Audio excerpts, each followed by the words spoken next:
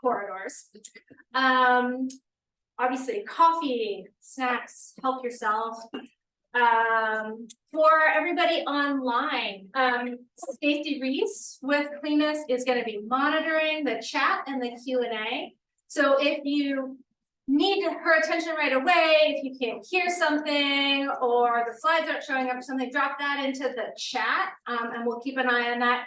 If you have a question for one of the speakers, you wanted to follow up, Stacey is going to be your voice in the room. So put that in the Q&A, and then we can make sure that your questions get answered.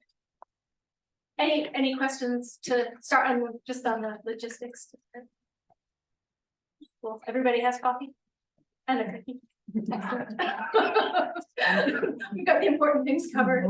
Sorry for everybody online that we are not able to supply you with coffee and cookies, but next time you know it's in store.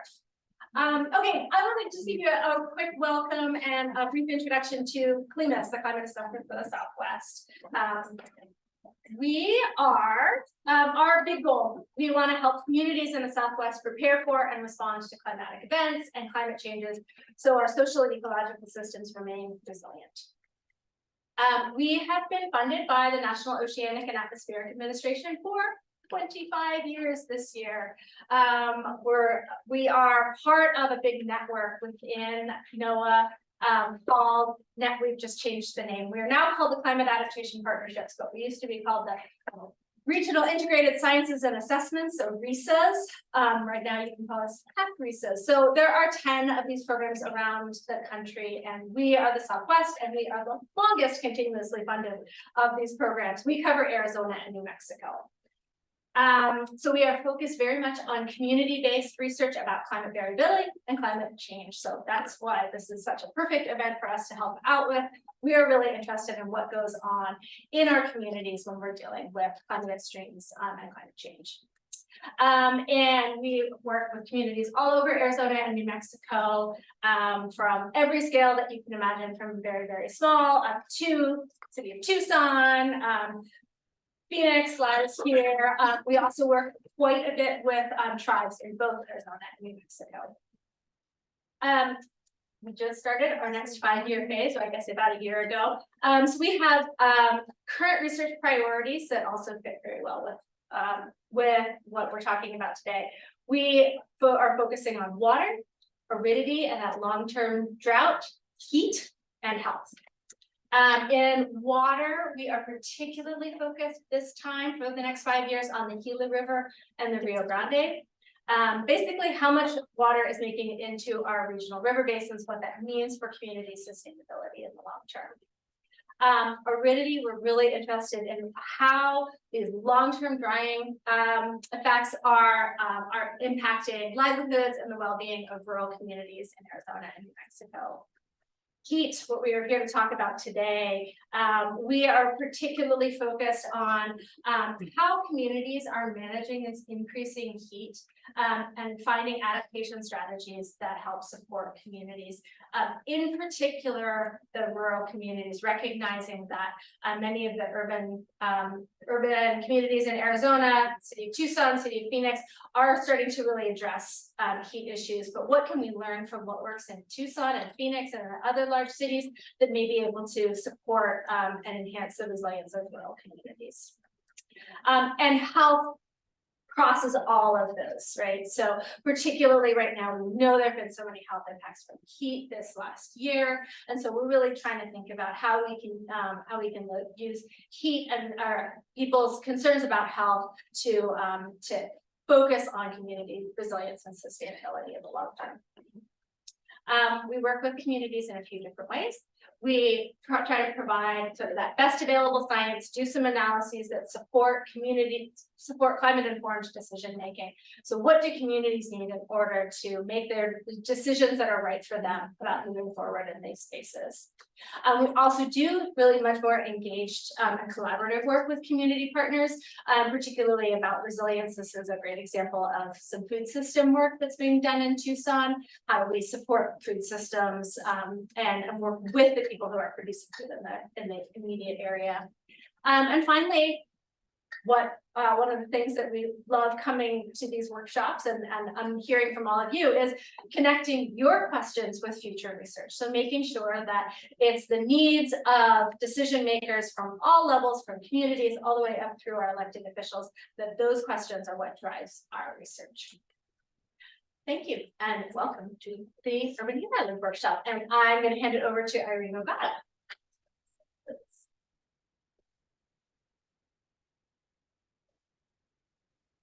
Thank you for coming to the 14th annual UHI workshop. I'm Irene Ogata from the city of Tucson, currently housed in Tucson Water, the conservation office. So just to let you know about the landscape advisory committee in which Alison mentioned she was a member of. Back in 2007, the members felt there are 11 members on the committee, and they're all different professions, from ecology to arborists to landscape architects, planners, and they all felt that you know, we all cover and we're all interested in the environment and how to maintain our health, the community health, and environmental health. And through that, we also saw back then in 2007, the city had over 6,000 employees. And we thought if we could hit each of those employees to understand what Urban Heat Island was, they will be the best conduit into the community to help us move forward for mitigation on Urban Heat Island. Well, we're down to like about 4,000 employees, but I think everybody besides the community now know about Urban Heat Island. So we're continuing that workshop, we're continuing the education, we're continuing to try and reach some of those mitigation goals. So with that being said, I'm going to go ahead and start and introduce Mike, who is our first speaker. And so I think last year Mike did the welcome that Alison did. Is that correct or is that incorrect? I think I was here 10 years ago.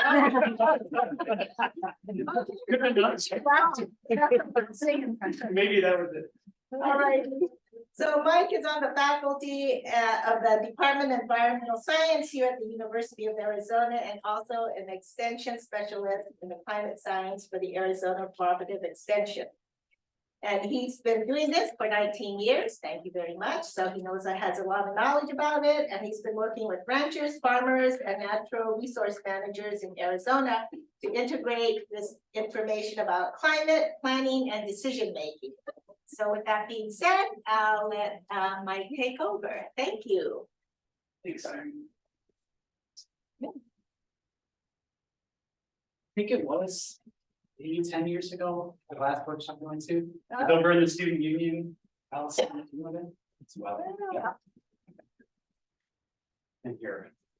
A long time. So we've been doing it for 14 years. All right, good, good. Well, thanks for having me. Good morning, everybody. I'm not sure there's anything in here you probably don't already know, but we're going to update you. Hopefully this will refresh, get us all on the same page, and maybe update some of the information. I think that we've been tracking this pretty closely, and I think we're all kind of coming up to speed on what we're dealing with here. So I think the theme of the workshop was myth busting. So I'm just going to kind of talk about the general basics of climate change. How do we know what we know? And then try to bring that back down to Tucson, and then we'll pop back out again and try to have some understanding of where we think we might be going. So a couple of these initial figures are going to be from the Intergovernmental Panel on Climate Change, the Assessment Report 6, which came out a couple of years ago.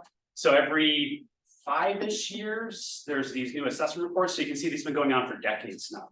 So it's the synthesis report across the planet of 3,000 scientists that negotiate the language in these reports, pull all this information together, and try to keep us rolling forward with what are we learning about the process and what is not changing over time. So this is one of the first figures you're going to see. And we've seen a version of this figure for decades now, and this is what we call the hockey stick figure. And some of the Cheering lab, Malcolm Hughes, was actually part of some of this initial work to demonstrate that the temperature changes we've seen in the last 150 years are unprecedented, right? So we're using multi-proxy records to reconstruct climate prior to the instrumental record. Then we use the instrumental record to calibrate those records, and then let me see if I can do that. We bring it all together and you can see here how dramatic the rises have been. And so we can then have some confidence that the temperatures we're observing now are out of bounds with the historical record. And we have to go back hundreds of thousands of years to completely different arrangements of the climate on the Earth system to see anything comparable. And we're still outside of that range now. So that's part of the first part of the story, is how do we know climate is changing, and we use all of this information together.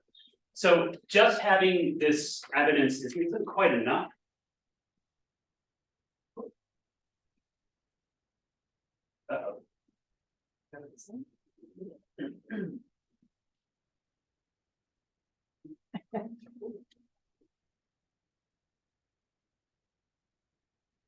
Classic. That always happens too, and technologically, we've advanced in climate science. We have not advanced in Microsoft product. I'm sorry if anybody works for me. Hey. Should I even dare? Maybe is it my clicker? Okay. Or not? Do you want me to? It's not advancing from that. I'll let you guys troubleshoot.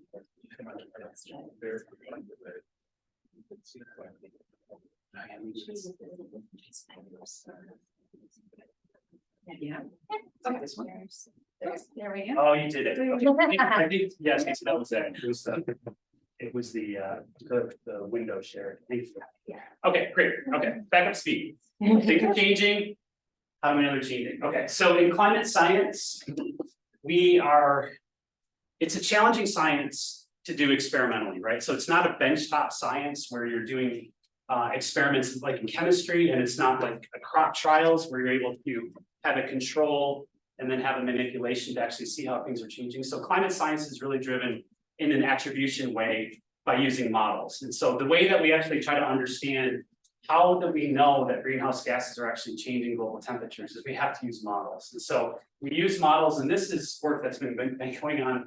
Seeing the original studies were in the mid-90s that started to use global climate models to actually look at the observed record of global temperatures here, which is this black line. And then again, this is in the instrumental record, so actual thermometers, no proxy records used here. So we can track that over time, and then we can run a climate model where we only have certain things turned on. So if we have a climate model, and we're using numerous climate models across the globe, we use ensembles, just try to make sure that all the little differences between the climate models are accounted for. Then we look at the average response. If we have a model where only the natural variability is turned on, so solar variability, volcanic eruptions periodically occurring to cool the planet, we would get this green line with this uncertainty around the ensemble of models.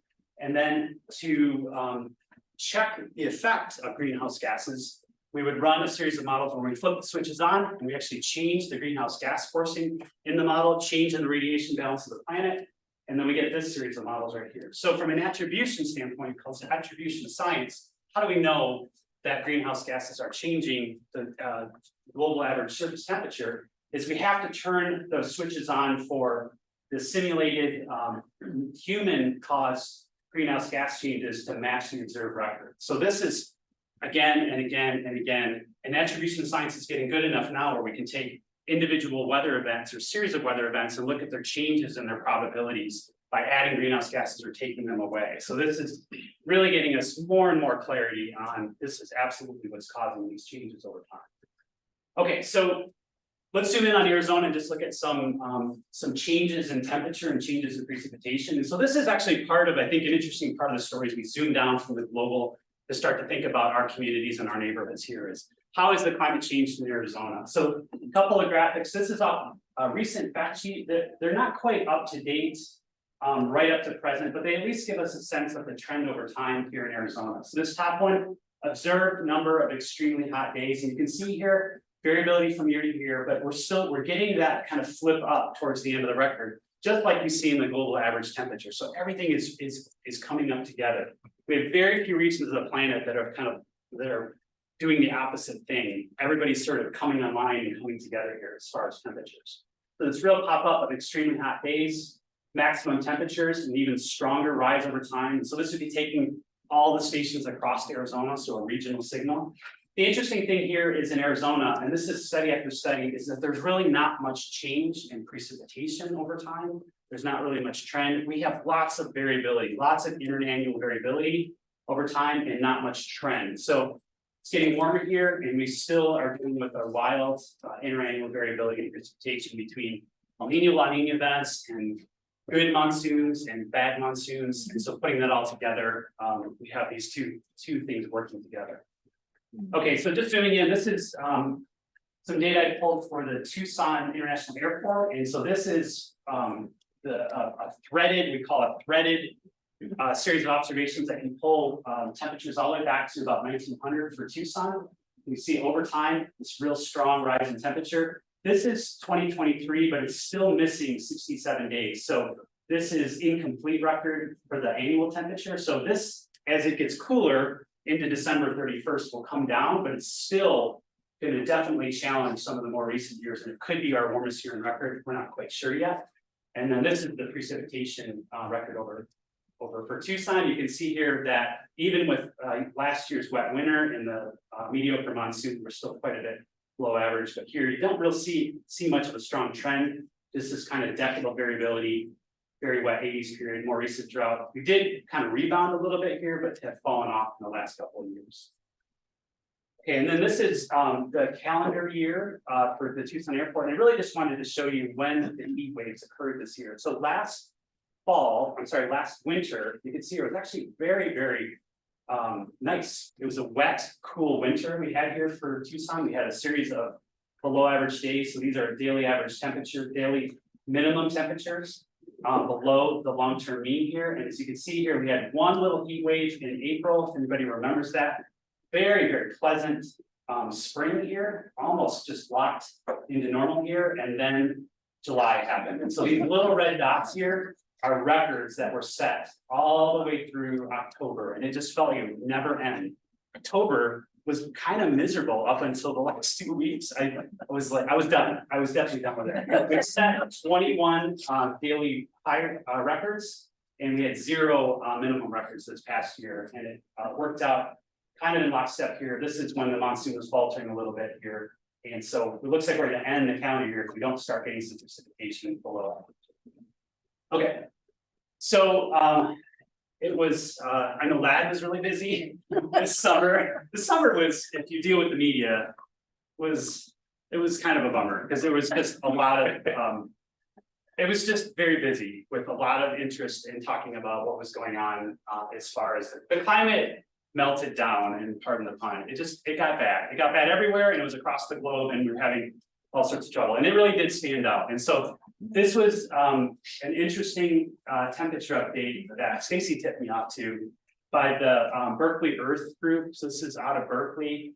Does anybody know the story of Berkeley Earth? It's really interesting. It was a group of physicists probably about 10 years ago that were very sure that climatologists weren't doing it right, and said that they weren't doing the statistics right of analyzing temperature trends. So they got in there and they said, we're going to do it right. And then they got the same answer as the climatologists, and it literally converted them. It was like a group of skeptics, and all of a sudden they're like, oh, you guys were right. We're going to do it because we don't quite trust you because we're physicists. So they keep doing it. So the Berkeley Earth group continues to be one of it's a very good data set. And so they're tracking over time here, but you can see in July, this is since the mid-1800s, how much of an aberration this last July was and how it stood out. It just screamed to the top here. And this is the evolution of seasonal temperatures across the planet, and how much July stands out above the last couple of years. It's a little panicky for sure. So we can kind of talk a little bit about what's going on or what we think may be going on. Oh no! The top part. Oh, thank you. Okay. So this is the Berkeley Earth data across the planet. And so reds are temperature anomalies. And you can see there weren't too many places that had average to below average temperatures, just very warm everywhere. There's a little pocket here in the upper Midwest and into Canada here, where there were people kind of scratching their heads about why is everybody freaking out? It was kind of nice in some spots, but not very many. You can see the entire west down through Mexico. This is our El Nino event that has come online. You can see South America, kind of everywhere. Problems in Antarctica for sure. Europe had heat waves, so a lot of these population centers are seeing it. It's interesting here too, if you look at first, second, third, fourth, or fifth warmest Julys on record. This is kind of a lot masked out here. Here's us right here, and you can see that even in the western US, it was really kind of central Arizona and through New Mexico south, and the rest of the West, it was warm, but it wasn't record breaking. So it was very interesting, and when you talk to the media spatially about what was going on in this, and this I think had a lot to do with our very poor monsoon, not getting the clouds and the precipitation to kind of drag us back down to what we normally see. But we have very strong trends in the background, so this stuff was conspiring to bring us to these levels. Okay, so this was a really interesting figure from the report from Berkeley Earth. And so they were trying to break down, because there's been a lot of discussions about, and we still aren't totally sure, like, again, attribution science trying to attribute why such a strong rise in temperatures in July that weren't even quite forecasted. We knew it was going to be a warm year on record because of El Nino, because that is the La Nina is like a natural cooling mechanism for the planet. All that cold water in the Pacific Ocean soaks up a lot of that energy, but it just buys us time. So it puts the energy into the ocean, that energy is going to come back out later. So, and when El Ninos occur, lots of extra warm water, it's not having that effect anymore. So we have lots of extra energy in the atmosphere, but that's not the only thing at play here. So over the last 13 years, strong, consistent linear rise in greenhouse gases. So this is that forcing from greenhouse gases. Every year it gets a little bit warmer because there's more greenhouse gases. This is natural variability related to El Ninos and La Ninas. And so you can start to see this was the last couple of years taking the edge off with La Nina events. And then once it bounces back up, extra energy, temperatures rise. The solar cycle is actually important too. And so we're heading into a very, very active, strong, positive sunspot cycle right now. And so you can see here an El Nino occurring with an increase in sunspot activity. This is interesting. We had a volcanic eruption that was unusual. Usually volcanoes explode and they put a lot of ash in the atmosphere and it cools the planet. This was an underwater volcano. So it exploded and put a lot of water vapor in the atmosphere. And water vapor is a strong greenhouse gas. So we're adding them together here. We got control over this. We should fix this. Can't do anything about this. Can't do anything about this. Can't do anything about this. This is, bad luck. This is really interesting now too. If anybody's been hearing about this, there's been some policy in sulfates with marine fuel pollution reduction, and there was a decision to phase out sulfates or sulfur in marine fuel, just like that. They just turned it off and they cleaned up the fuel. And so then all of a sudden, all of the skies over the oceans got clearer. They didn't have that soot in the atmosphere, extra energy into the surface of the planet. So this is a bummer. The more we clean up the air, the more of a climate change problem we have. And so this is where you get into bad discussions with people. It's like, well, no, we should clean up air. We should have clean air. Let's just keep cleaning the air up. But what it does is it actually causes an increase in temperatures because of that. So when we have really active wildfire seasons, you can see regional cooling because that smoke. We don't want that either, right? So we've got to figure this all out together. Clean air and lower greenhouse gases are going forward.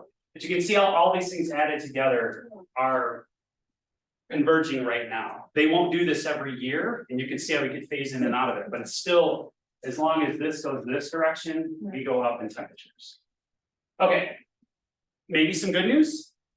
This is one of my favorite scientists and authors, Zeke Hosfather. He's one of the IPCC authors, and he's a carbon emissions expert. So he understands physical science and the policy of how all of the carbon emissions fits together, and is responsible for coming up with scenarios. And so he wrote this piece in Nature a couple of years ago that looks at all of the scenarios that we use in the IPCC report. And so the scenarios are projections into the future, possible futures based on different policy choices of present and in the future about where greenhouse gas emissions would be.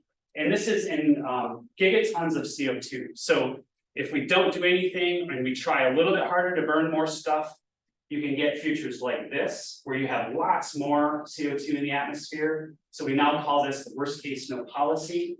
This is now highly unlikely and often wrongly used as business as usual. Right now, we have had such dramatic changes in energy policy that we are reducing emissions, and the projection going forward is lower than it used to be even 10 years ago. 10 years ago, there were discussions about how quickly could we bring solar energy online, and there were many experts that said it's going to take decades. And so we've done it much faster than was anticipated. That's amazing. So that's unanticipated good thing. So what it does is it takes some of these highly bad scenarios and makes them again, scientists, improbable, possible, but improbable, not impossible, but improbable. And it puts us, we're working kind of down here right now. And so we're in this kind of, given current policies, weak mitigation, and it puts us at these different levels of warming right now. 3 degrees C, 2.5 with modest mitigation. And then what we're really gunning for, based on Paris Accord, is 1.5 degrees C, right? So you can see here that we're ticking along here. We're not meeting the 1.5. I did read an article last night that said it's still possible, but highly unlikely that we'll meet 1.5. But it just still continues to tell us that we have the power to do whatever we want right now with current technology and current policy. It's just political will at this point. So we're messing around in here and we're ticking up here, and we're already playing with presently flirting with 1.5 degrees as far as global temperature change, even this year. I don't think we'll hit it. I think we're still probably 5 or 6 years away from it. But again, you don't have a lot of margin if you're messing around with this kind of stuff, right? You're going to get impacts that will emerge because there's other things that are out of your control that converge to increase the streams. So this is encouraging. It still tells us we've got a lot of work to do, and we still need to continue to push on the mitigation side. Okay, so when we look at these projections, this is globally, we can not worry too much about these. These are cataclysmic right here. These are still not great. So 4.5, we don't want to go there because that's over 2.5 degrees warming here. And if we really get our act together and we can start to level off, if we have net zero emissions, it won't warm anymore, right? Because it takes this stops, this levels off, and it levels off at a temperature. To get it to go back down, you need to take CO2 out of the atmosphere to reduce the energy imbalance going forward. So this is kind of what we're playing with right now. And I was reading this article, and it really is about clawing back every 1/10 of a degree. Every 1/10 of a degree that we can minimize is going to lead to better outcomes in situations where we have an El Nino and increasing good air quality and volcanic eruptions. We need that margin to let nature do what it's going to do. Okay, so the more troubling stuff here is this kind of puts it back into context here. Is this was by Dave Hoffather out of the New York Times a couple of weeks ago, picking up on this, is that the rate of warming in the past 15 years has been about 40% higher than here. This is most likely due to increasing policy on air quality and improvement in air quality across the globe. So as we clean things up, we reduce aerosols, we have a stronger rate of warming here because the greenhouse gases are going to do what they're going to do. This is not well modeled in climate models. We've known for a long time that aerosols don't do aerosols well in global climate models. So they're not well represented in models here. So this was an interesting figure here too, is that if we didn't clean up the air, we'd be on this track, and as we do clean up the air, we're getting warmer, right? Again, not suggesting we set tire fires or any of that kind of stuff. That's the wrong direction. Okay, so this is, again, an older figure, but I wanted to, anybody who's more conversant in degrees Fahrenheit, which I actually am too, for Arizona temperature projections. I think it's still useful, and we can still think about the lower emission scenarios because of the improvements here, but the climate sensitivities with the reduction in aerosols gives me we're probably a little bit on the higher end of this here too. So as we level out and we start to really flirt with 1.5, it can turn into several degrees Fahrenheit for Arizona to deal with as we move into the future. I don't think it's likely we're going to see those very scary 10-degree changes, but even 3 to 4 degrees warmer in the future for Arizona can lead to real crunches when we get into the middle of summer, when we're thinking about urban heat islands that we'll have to deal with going forward. This is a figure from the IPCC that just shows global sensitivity of annual maximum temperatures, annual minimum temperatures going forward here. This is the annual maximum temperature, the median across the ensembles. At 1.5 degrees warming, it's just what I just said, basically. It's a couple degrees warmer globally, and as we push at 2 and up to 4, those land surface areas do have to deal with summer temperatures that are much higher than we've expected in the past. But this is interesting here, is we're even flirting with 1.5, this 1 to 2 degree change in annual maximum temperature. We've seen much higher than that, and so it is when weather converges with climate change, you can get much higher highs over that, right? So the climate is still very wild here in Arizona. Climate change is just raising the floor on that and can give those highs in the summertime just a little bit more to dunk on us. And so that's something we have to kind of pay attention to. Okay, so wrap it up. So it's getting warmer. I think that we've illustrated, we've experienced it, we've seen it in the data, we're seeing it out on the landscape. And they are increasing the risk of local temperature changes, those extremes in the summer. And so mitigation measures are still absolutely forefront of what we should be pushing for. They are bending the curve, which is great, but we have all this other stuff going on. The climate system doesn't turn on a dime. If we get to net zero, we will level off and deal with what we have right now until we can start pulling CO2 out of the atmosphere, letting natural systems pull it out and reducing that energy imbalance. So we're gonna see these heat extremes into the summers, even with real strong mitigation going forward. So this is here now, and we're gonna have to deal with it for decades for the most part. So we need to continue to both mitigate greenhouse gases as well as adaptation. And so I think that's really what we're talking about in this workshop today is we've got these extremes to deal with. So what are we gonna be able to do with that? Okay, thanks. I may have some time. Okay. Yeah, if there's any questions. Ursula. So one of the items, that is changing a lot too in Arizona is land use, with more and more land not being used, not being in agricultural production, so there's less transpiration and potential desertification. And so I was wondering if you're aware, because this is many acres, this can be very large amounts of land that is changing. Do you have any idea how that can affect, the climate in our area, because it often is close to urban centers too? Yeah, there's probably some other urban heat island folks who can jump in here. But so there's been some studies. The ones I'm familiar with are out of ASU, and so they did some interesting modeling. This was probably a while ago, maybe 10 to 15 years ago, where they were looking at actual changes in precipitation patterns based on the agricultural retirement around there, and it was pretty mixed because the variability is so high, but they did see a subtle change in reduction of precipitation due to sort of changes in land use. And again, it's really hard to do that because the system is so noisy and it's very difficult to get that. So we do know that if you change a cropland back to desert, you're going to end up having potentially higher daytime temperatures, but lower overnight temperatures. And then with green areas, you'll often have lower daytime temperatures, but higher nighttime temperatures. So you just kind of trade these things over. The desert climate with sparse vegetation and low relative humidities can get warm during the day, but has a negative energy imbalance because it just shoots all that back up too. So this isn't, I think, an interesting thing about urban heat island mitigation and planning is that there's subtle trade-offs between those two things. Water, vegetation, shrink that temperature variability, and then if we move back to the desert, we can expand it. But buildings themselves can get warm during the day and stay warm overnight. So that's probably the least favorite of those three options right there. So I think, Ursula, there's some really interesting work to kind of poke at that a little bit more about where we plant trees and how we vegetate and those kinds of things.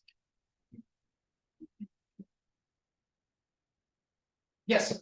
Oh, before you start, Jamie, can I, because we've got people online, sorry, and I forgot to say this earlier. If you're in the room and you have questions, can you say your name and who you're representing or your affiliation, just so that folks online know what we're talking about? Thanks. You bet. Jamie Galeta, Tucson Water. I hope this isn't too far off topic, but I wonder if there's any climate attribution that's been done to the wildfires in Canada. I never heard like what that seems so wacky, and I know everything's being wacky, but like, Yeah, just curious about that thread. yeah, so I was really interested in that too, and I started reading around. It's okay, so I think there's a couple things going on. And this is kind of with all attribution, it's like a list of culprits, right? So so Canada historically had a tree planting program, and they planted bajillions of trees. It was like a job you got in the summer apparently, and everybody would just go plant trees. And it had no planning, no management. They just planted trees, and there was a lot of trees, right? And so it was a kind of a standing problem. It's like we have a lot of the West. There's too much biomass in areas that naturally shouldn't have it. That's not all. So the El Nino came online. The atmospheric pattern across the globe got pretty wonky pretty early in the spring. And they ended up having a ridge of high pressure that actually we were really cool in kind of wet in the spring. And so that pattern, we were in the trough and there was this huge ridge over Canada. And it was really weird. It was unusual. Maybe had El Nino was already starting to kind of tussle the atmosphere. So that led to this real persistent blocking pattern over Canada, made it really hot, didn't rain when it should have rained. And so there was all of this. And it's warmer every year. The planet's warmer. So I think it was those two things. They had a standing problem that people kind of knew was going to be an issue. El Nino makes the weather weird, and it probably kind of came online there, and maybe some other aspects. And the planet's warmer, so when you do get these blocking patterns, it's slightly warmer, it pulls more water vapor out of everything, and dries it out quicker. And I think it's those three things on the attribution side. I don't think it's a pure climate change caused this thing. I think climate change, climate change is here everywhere. It's making all of our problems that we've created a little bit worse. And it surprises us on how it kind of creeps around and makes something that we were like, I'm going to deal with that later. Go, no, you're going to deal with that now. And I think that was one of those situations. Thank you. And hi, Jamie. I didn't recognize you. Hi. Thank you. Yes. Trace English, Sustainable Tucson.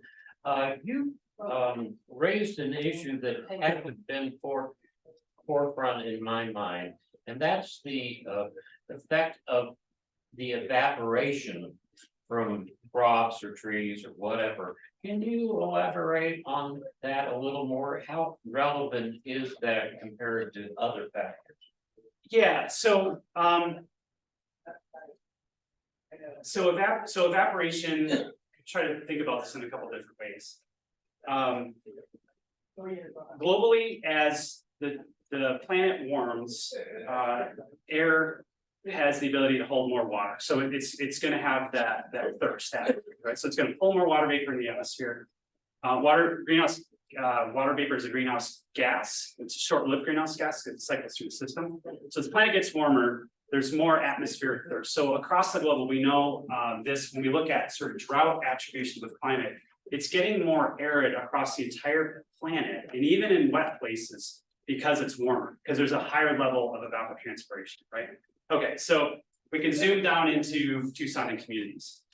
As it gets warmer, very subtly, even if the climate is giving us wet winters and dry springs and wet summers and dry summers, as it's subtly warmer, a degree or two warmer, the precipitation that comes into the system is less effective, right? So even if it rains 12 inches in Tucson, but it's 2 degrees warmer, that's different than it was when it was back to that average, right? So this is a creeping crud part of climate change, is that in arid areas that don't have a lot of precipitation, the subtle change in temperature changes the background water dynamics, and it can do it really subtly at the time.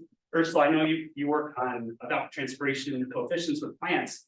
So it's those subtle things, like as it gets a little bit warmer, how much we watered plants in the past may not meet those requirements. And the precipitation coming to the system may not meet the demands, even if it looks average over time.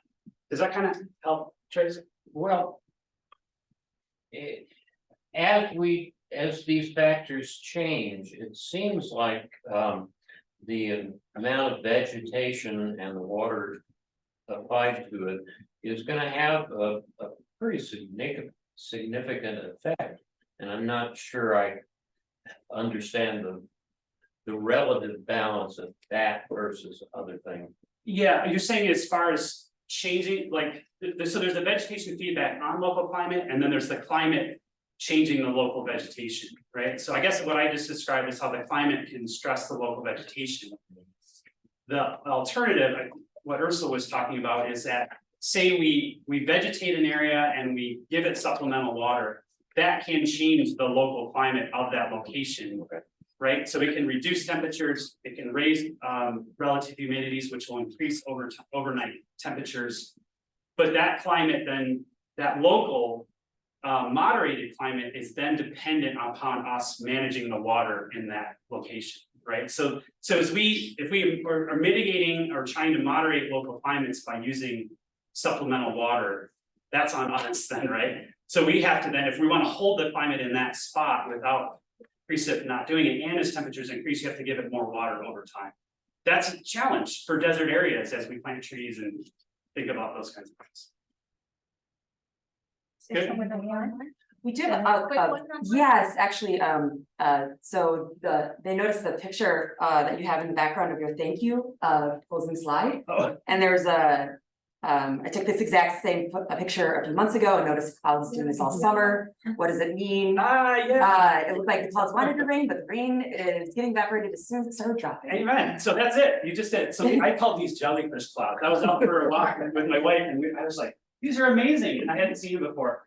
They were, this is like a story. Our monsoon, we just couldn't do it right. Couldn't get storms to form the way they needed to. These were, I think it was convection rising into a stable layer above it. So they run into something that's sort of flat on the top, and then they dump off the precip below it, and it was shaggy, so it's virga. So they're weird flat top virga clouds that I had never seen before, and they look like jellyfish. And I did see them a lot too. Virga in the Southwest it's irritating. It's wasted free. Thanks, everybody. Yep. Thanks, Mike. Very interesting. You know, as we clean the air quality, our oceans and our waters, I remember about 12 years ago, going to a talk by Dr. Joellen Russell, who's an oceanographer at Bio5. And I remember her saying exactly that about the Great Barrier Reef in Australia, that if you don't go now, it's going to be all dead because the oceans are warming faster than our lands are warming. And we don't pay attention to our oceans. And, you know, there's a food source right there. So Ursula had asked about land and urban heat island. Our next speaker, Lad Keith, is doing a lot of research on that. I remember meeting Lad when he was getting his dissertation. And he was just getting into a lot of this urban heat island stuff. And so Lad is an assistant professor at the School of Landscape Architecture, Planning, and Architecture, College of Architecture, Planning, Landscape Architecture. And he's also the lead at the U of A for the Southwest corridor of the integrated field laboratories that studied a lot of this urban heat island. And we have some one test bed going on here in Tucson that hopefully we'll be able to collect a bunch of data on. But he's also been working with CDC, the Center for Disease Control, with a BRACE. BRACE. Building resistance against climate effects, also with another professor, Heidi Brown, in public health. So Lad, as Mike had said, has been very busy this summer to media because of all of this heat warming that's been going on here in the Southwest. be along with David Honduras in Phoenix. So thank you, Anne. Thank you, Irene. And Irene is on the advisory board for Southwest IFL too, so have some expertise from her in that project too. So I have a lot to cover, so I'll just get started. Talk about our urban heat island in Tucson, how we can address it, and then at the very end, talk about improving media coverage on extreme heat too. So I think Mike did a great job kind of talking about how heat is increasing and obviously has a lot of impacts to our communities. So public health, quality of life, economic impacts, increases energy and water use, impacts infrastructure and urban systems, our landscapes, of course, agriculture, as I mentioned, and then our rural and natural landscapes. And again, saw a lot of those record-breaking temperatures this summer, and then the stories that kind of accompanied that, whether it was heat impacts on agriculture or heat wave impacts on our populations, and some really sad stories of us actually running out of body bags that we had to fill with ice to help transport homeless folks to hospitals in Phoenix. And so that was something that we dealt with a lot in July in Arizona. So for the public, just to focus in on one specific impact for the public health impacts of extreme heat. We'll talk a little bit about Maricopa County, and then the next slide talk about Pima County. Heat is the #1 weather-related cause of death in the United States. Heat deaths and illnesses are widely acknowledged to be underreported, although in Arizona we actually have probably the most sophisticated reporting measures. So ours are probably closest to reality in the United States, although we might be still missing some of those. And from 2012 to 2022, so about the last decade, we had at least 3,200 heat deaths in Arizona, so quite a few. I think the important thing here is to kind of look at that trend, and this is from the Phoenix metropolitan area, but they had last year, their 8th year of increases, 425 deaths, which was 25% above the year before. And with the record-breaking temperatures this summer, they already have confirmed 469 deaths, but those are early numbers, and they're probably going to rise quite a bit still. So that's kind of the scale of the impact that we're facing, and we don't want to just focus on deaths, obviously.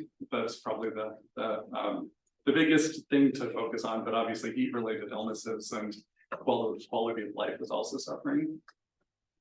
So for Pima County, so I'll kind of walk through how all of this works. 163 confirmed heat-related deaths to date for 2023.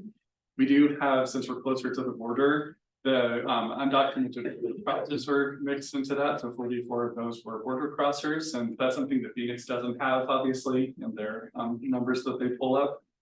But out of the 119 non-undocumented border crossers, 39% of those deaths occurred indoors, 61% outdoors, and about 40 of those were people experiencing homelessness. So kind of similar, because we see about half of those deaths in Phoenix being unhoused folks as well. I think the important thing to note with this is that in 2022, Pima County had only 54 non-undocumented border crosser heat-related deaths.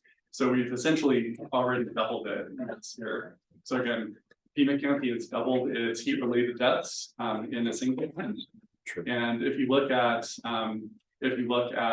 Maricopa County, again, they've kind of done this steady increase over time, but we may be looking at something a little bit different here. So I think that's something that we should be paying attention to quite a bit. So, and potentially we could even triple it, because again, those deaths are still being counted, and the coroner's office is still like looking at all of those. So kind of a dour way to start it, but we are facing a bit of a crisis here. And as everyone knows, our unhoused population is increasing quite a bit too. And so that's a tie that we want to keep an eye on as well. So as Mike did a really good job explaining, so I won't cover this too much. Heat's an increasing hazard. So of course, that weather and climate change nexus that Mike talked a lot about is really important to think about. And all of those little increases in that average temperature kind of pushes us into that record hot temperature that Mike was talking about. The other thing that we want to look at from the city level, of course, is urban heat. And we still call it the urban heat island, although I'm kind of increasingly moving to just call it urban heat, because the island is more something that you would see in like Chicago or New York or Atlanta. There's a lot of places in the world like Tucson or Phoenix where it's not really an island, it's just hot spots within an urban area. So kind of moving away from the island idea and just urban heat as a phenomenon. The urban heat effect is due to land use and cover change, so I've heard from folks in the audience about that already. So the more that we develop and those more of those hard surfaces that absorb that heat and keep it trapped in the city or urban areas overnight. The urban form, so the way that we actually develop our city with building height density and the arrangement of those cities, and kind of if we do things like create large dense areas of downtown that don't have like ventilation corridors, so that kind of extra traps in the heat. We have a request online, if you could please show the growing bar graph again, please. The growing bar graph. Yes. Okay. Okay. And I'm sure we can make these slides available too. So. The types of building materials that we use in the reflectivity. So of course, the city of Tucson passed a ordinance that allowed guest accessory dwelling units to be developed and had a cool roof component to that. So if we do cool roofs, or you'll hear later on one of the presenters, my colleague Kristi Currans, talk about cool pavements, kind of if that works or not. So kind of thinking about the color and the type of materials we're using.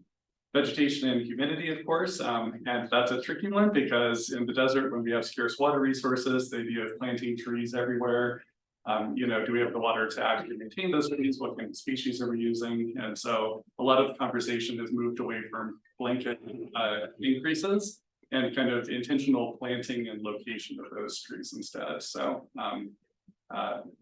yeah, making sure that they're actually in the place where people can kind of experience and use them well. Waste heat emissions is not talked a lot about, but if you think of all of the air conditioning units that we have and all of the building mechanical processes, all of those pump out a lot of waste heat.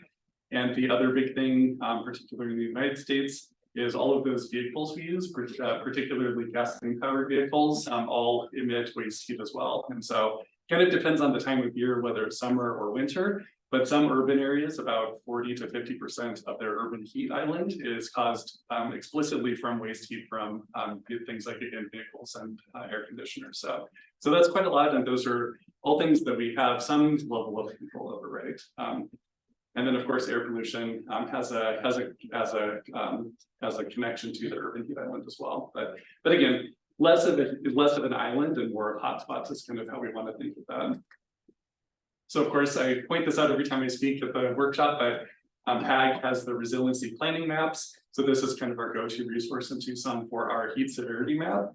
They also have things like the vulnerability index, locations of cooling centers and splash pads, and then other map layers like urban forestry, green infrastructure priority areas. And this is kind of the idea that you don't see so much of an island here, but you can certainly see, you can certainly see things like Reed Park, kind of the stark blue spot here, the U of A and kind of Sam Hughes and some of those older, greener, wealthier neighborhoods. And then of course, the south side being a little bit less vegetated and lower income, it's kind of a hotter spot. And those are kind of patterns that we see very typically across the United States as well. One thing though, so this is derived from land surface temperature. So one thing that we want to also think through is those land surface temperature maps. That's kind of shown with this little graphic in the right-hand side here. Are an estimation of what a satellite thinks the surface of the ground feels like, and that's not how humans actually experience heat, right? So when you look at something like this, it might give us a general idea of where the hotter parts of the city are, but in reality, it's just a satellite kind of taking imagery and kind of estimating it. And so what's actually happening to us on the ground level is much more complex. And again, Kristi Currans will talk about some of our findings from our research on that. So when humans experience heat, it's not just from the air temperature that you see on your phone or get from the National Weather Service, right? The air temperature is part of it, but it's also the humidity and kind of that radiant heat from the environment that's impacting your human thermal comfort. And so one way we measure that is through the wet bulb globe temperature. And you can see that if you kind of look at the wet bulb globe temperature, if you're out like walking in an unshaded area, it could feel like 87 degrees, a little bit different if you're under a vegetated bus stop. And then of course, if you're indoors, 74 degrees. So the idea here is that even within a microclimate of a site, your thermal experience is going to vary very drastically, right? And so to give another example, if you're like most of us who work in offices and then have air-conditioned transportation and you live in an air-conditioned home, during one of those heat waves that we experienced, it might be a little bit uncomfortable and you might shift your activities.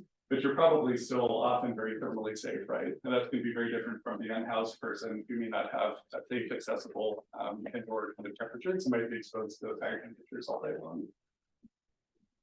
So urban heat is highly inequitable. Those urban heat hotspots are not equitably distributed across the city like I showed. And again, many studies have shown that formerly red line neighborhoods from the past are often like 10 degrees hotter than their richer counterparts.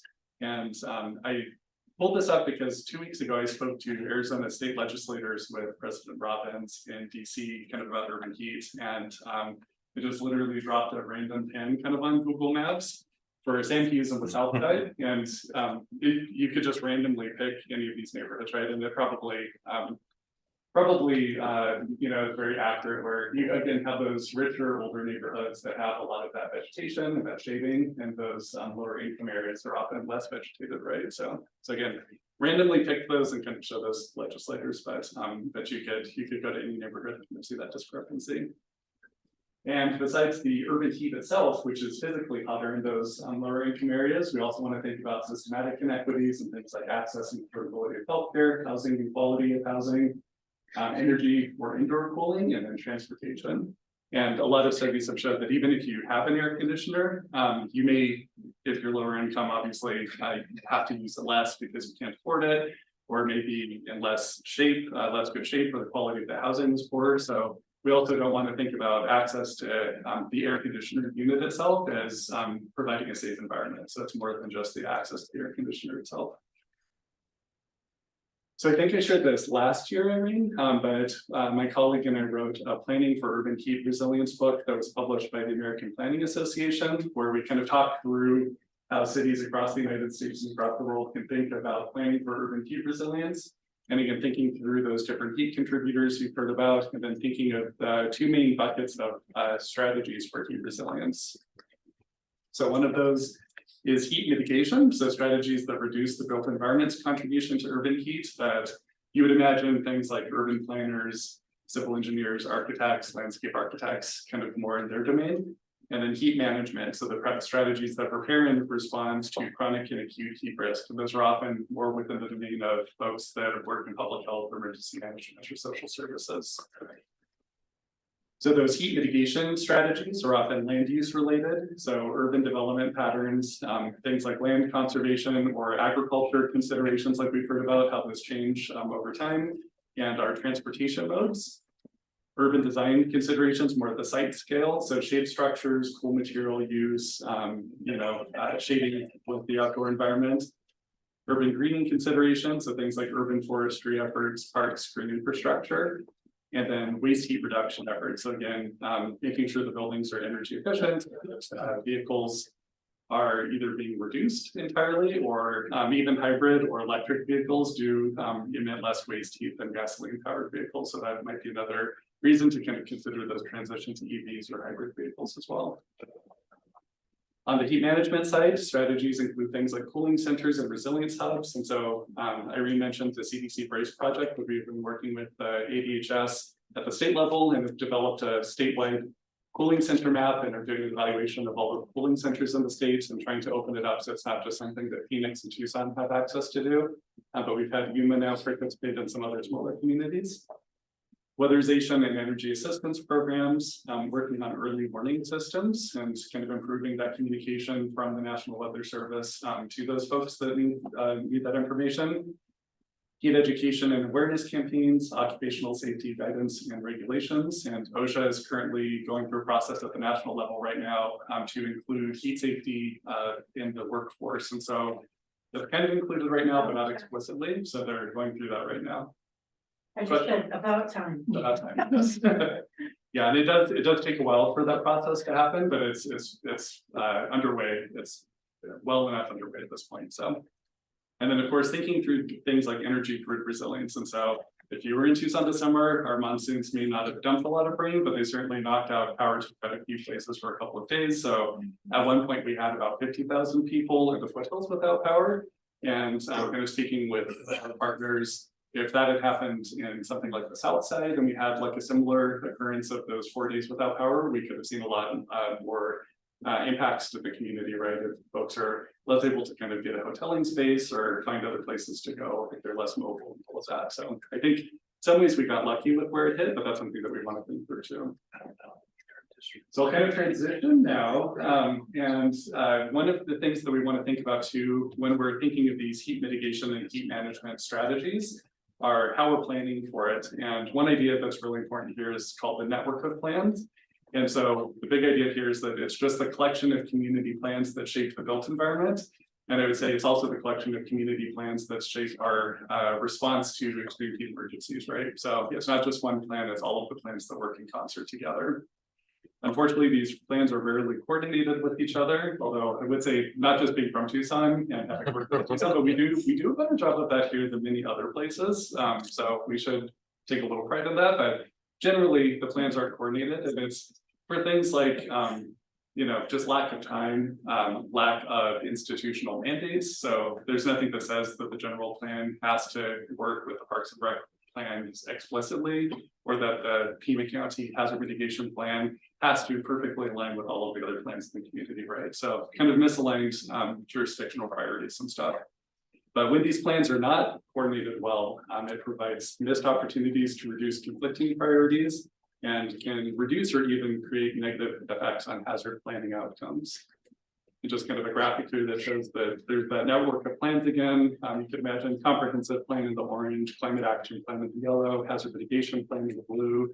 And each of those controls a little bit of an aspect of the built environment, right? So again, the idea here is that if they're working against each other, you could have the climate action plan and hazard mitigation plan saying, increase urban forestry, do more tree plantings, do more green stormwater infrastructure, but maybe the comp plan says we really want to develop for economic development in a certain area, like put a lot of malls in this one place. And then that's obviously going to kind of counteract what those other two plans are saying. Completely fictional example. You ever see that in real life? So just really quickly, actually earlier, where was it last week? Last week, my team from the Southwest Urban Corridor Integrated Field Laboratory, one of the smaller sub projects, because it's a $25 million grant, one of the smaller projects that we've been working on is essentially completing plan analysis for heat resilience for cities across the Arizona urban corridor. And so we've done Phoenix, Tempe, Tucson was just last week that we completed.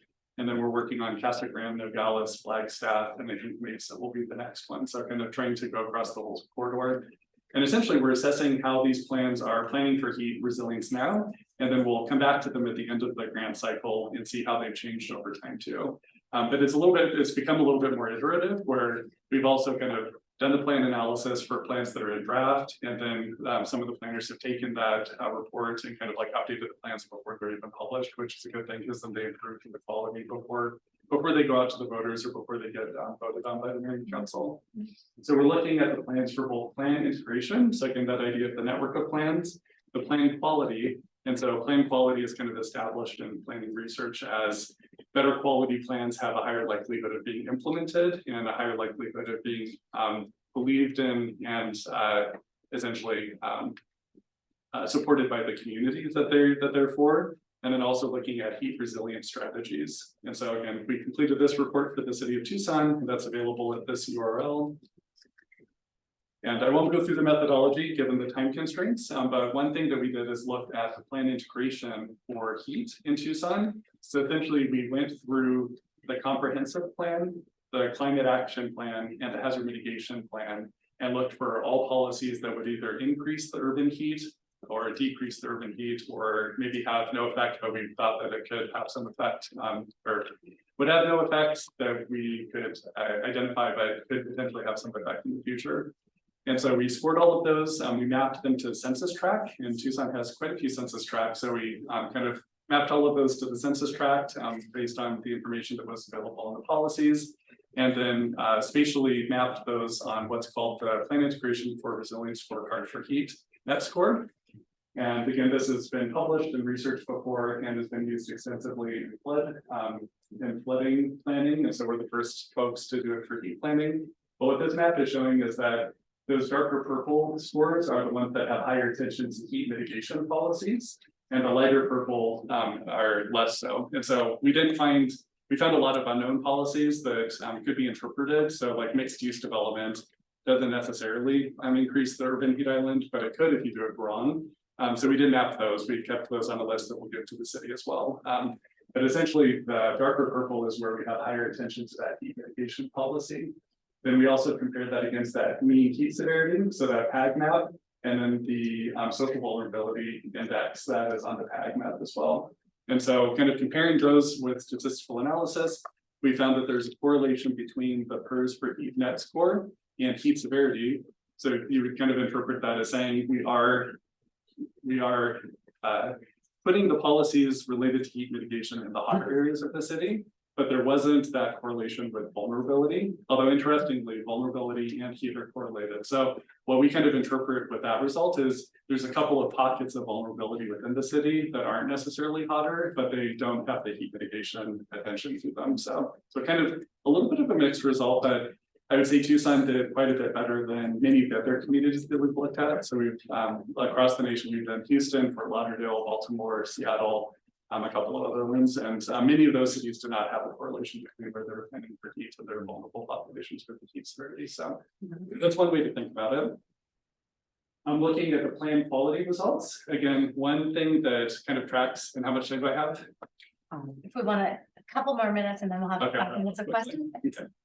Looking at plan quality, generally what we find is that new plans are increasing their quality over time. So that's a very good thing because it means the planning profession is doing a better job. We're getting more of those plans higher quality. And that's not just in Tucson, but you can see actually we have pretty good scores here, particularly for public participation, which again is not something that you see in all cities. I think something that we could be a little bit proud of. And then we also have this in the report, at those heat strategies evaluation. And so the 2 check marks mean that that they exist in the plan and that they're specifically explicitly tied to heat. And the 1 check mark means it exists in the plan, but it's not tied to heat explicitly. So kind of something that can be used in future plan updates, and that for both heat mitigation and heat management. So stop there. I'll very quickly say that I'm on the management committee for the Global Heat Health Information Network. So that's the United Nations kind of global group of 30 people advising them on how to improve heat health outcomes for the world, essentially.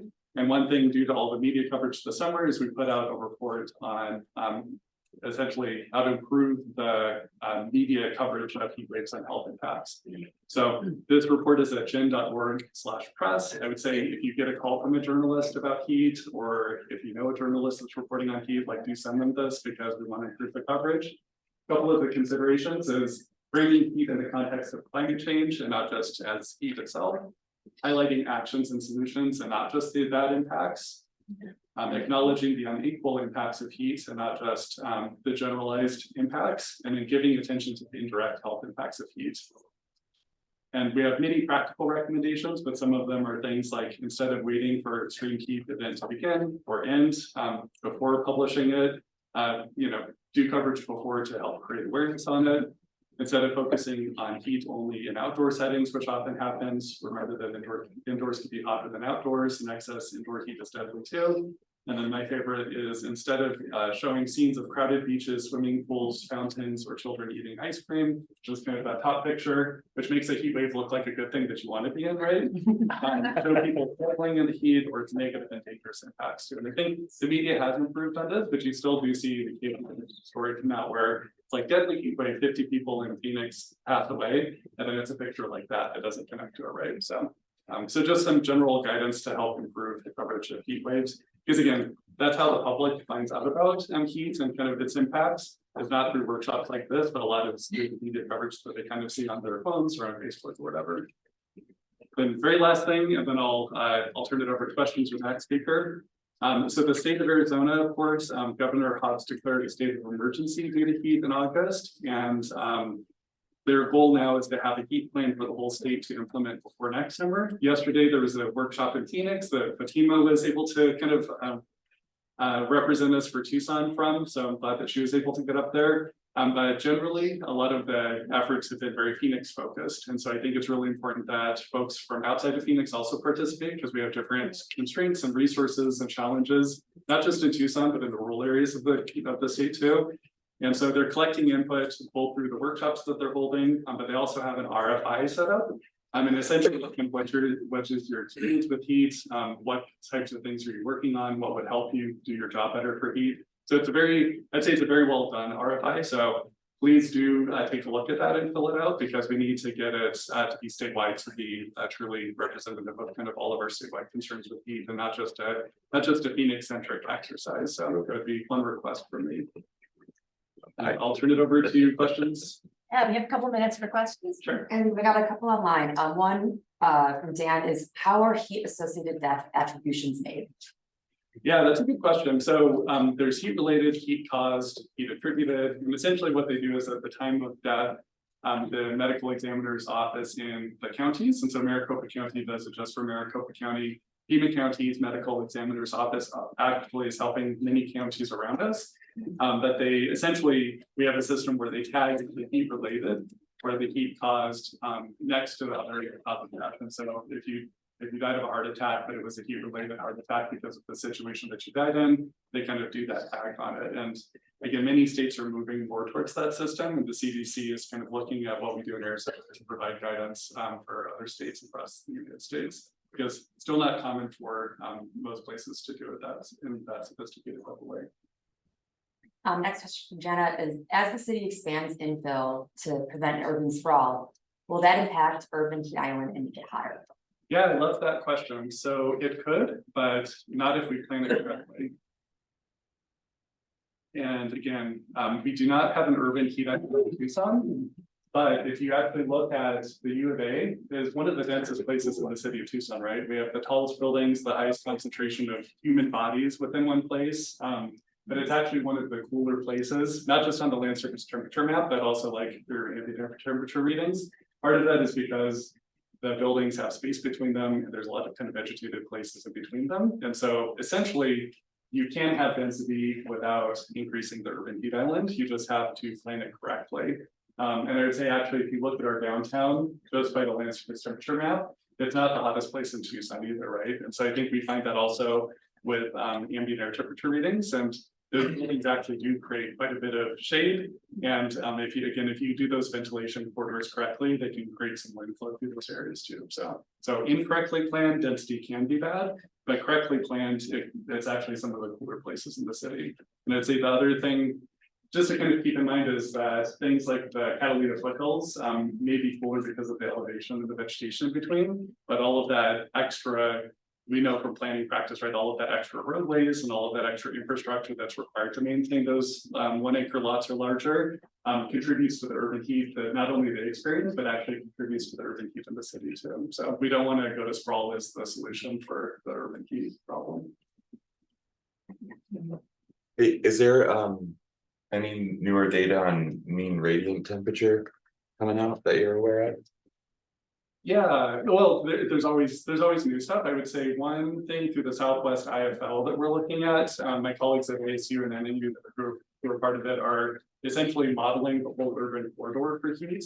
And what we're trying to do is create almost like a Sim City, a digital twin of the urban corridor, where you could say, take away a couple of agricultural fields, put in some more trees, like move these levers around, and what did that do to land for the temperature or the mean radiant temperature in those areas? And so kind of like projecting out future growth patterns and things like that. So we won't have that ready for a couple of years, but that's what we're laying the foundation for right now. Cool.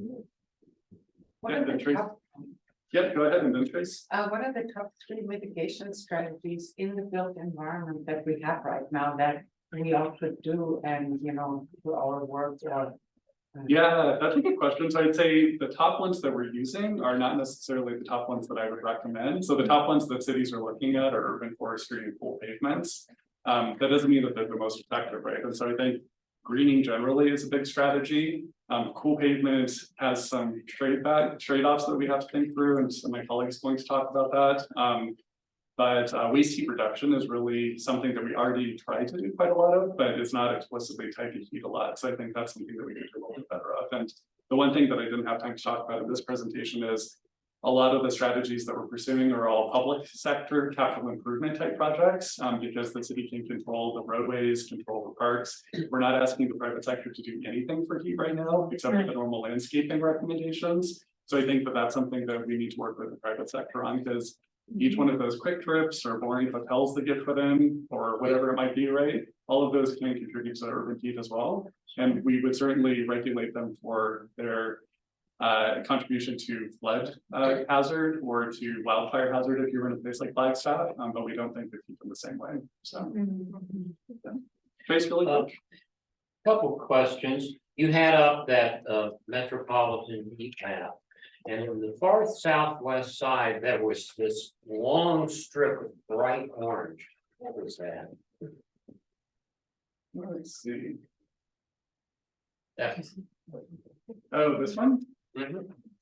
Yeah, that's a good question. I think it is part of the south side, but it's also, yeah, it's part of the south side, and then it's just on the nation that's in between Tucson and Florida, essentially, because you can see that the congroves down here in Florida. So, and that's why we don't necessarily have a heat island in Tucson, I think, because again, like Mike was saying, some of the vegetation or the lack of vegetation or desert areas is actually pretty hot. And so you actually see some parts that are unnaturally watered in the city being cooler than kind of our natural vegetation, so. But that big orange strip there is because of completely denuded areas or what? No, I would think that that's just natural desert probably, without looking at the map, just knowing it, because that's on the nation between again Tucson and Florida, so. So you say that the natural state for this region is that bright orange? Not in all places, but in some places certainly, because again, we use so much irrigation that kind of actually cools us off, and that's one of those trade-offs Mike was talking about and that they've looked at for ASU is if they take away the swimming pools and the ponds and the lakes that they've created and irrigate less, they could actually heat up the city quite a bit because a lot of that vegetation is kind of unnaturally cooling parts of it down. Not saying that we want to do that, but it's the trade-offs that we have to think through. I think that's the alluvial area in Santa Cruz, isn't that? Yeah. It's the broad, That could be- an area with no vegetation and Yeah. it shows up right on satellite. Yeah, With the mines, maybe, or the tailing? no, the mines would be over here, and again, that's why you don't want to totally believe. The tailing ponds. Yeah, because that's not gonna be a very cool place to be, right? If I ran a cave, I'll turn it back to Kristi or one. I'm thinking. Thank you.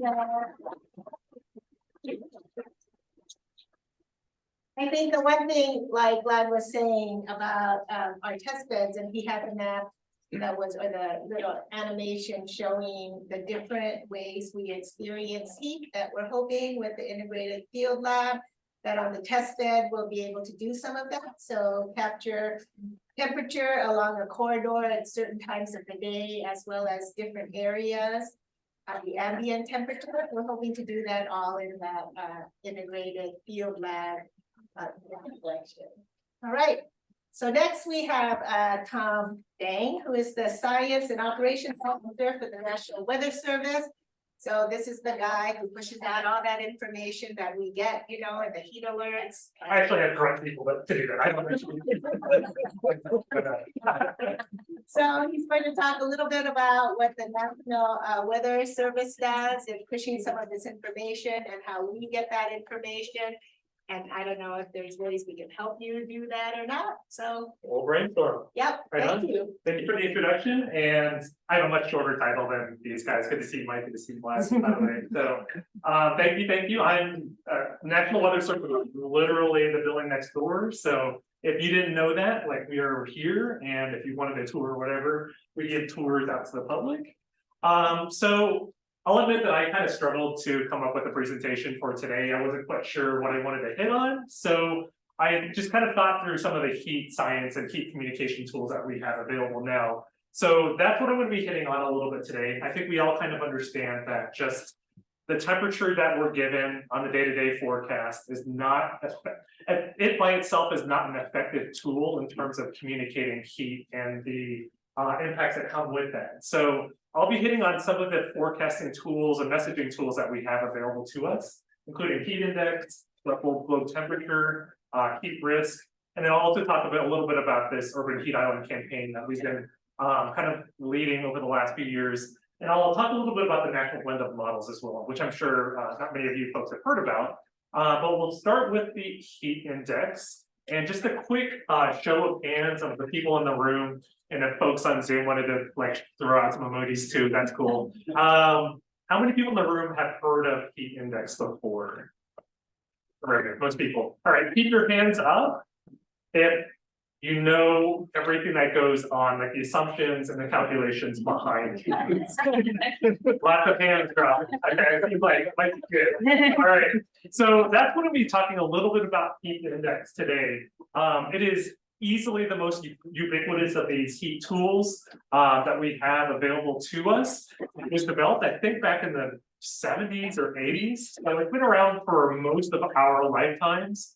And I think we have kind of understand, we called it apparent temperature in the past. So people kind of liken it to how it feels outside. There is a measure of humidity associated with that. And you can see that there are all sorts of different parameters and assumptions that are included in this calculation. It really kind of came into its own in the 1990s.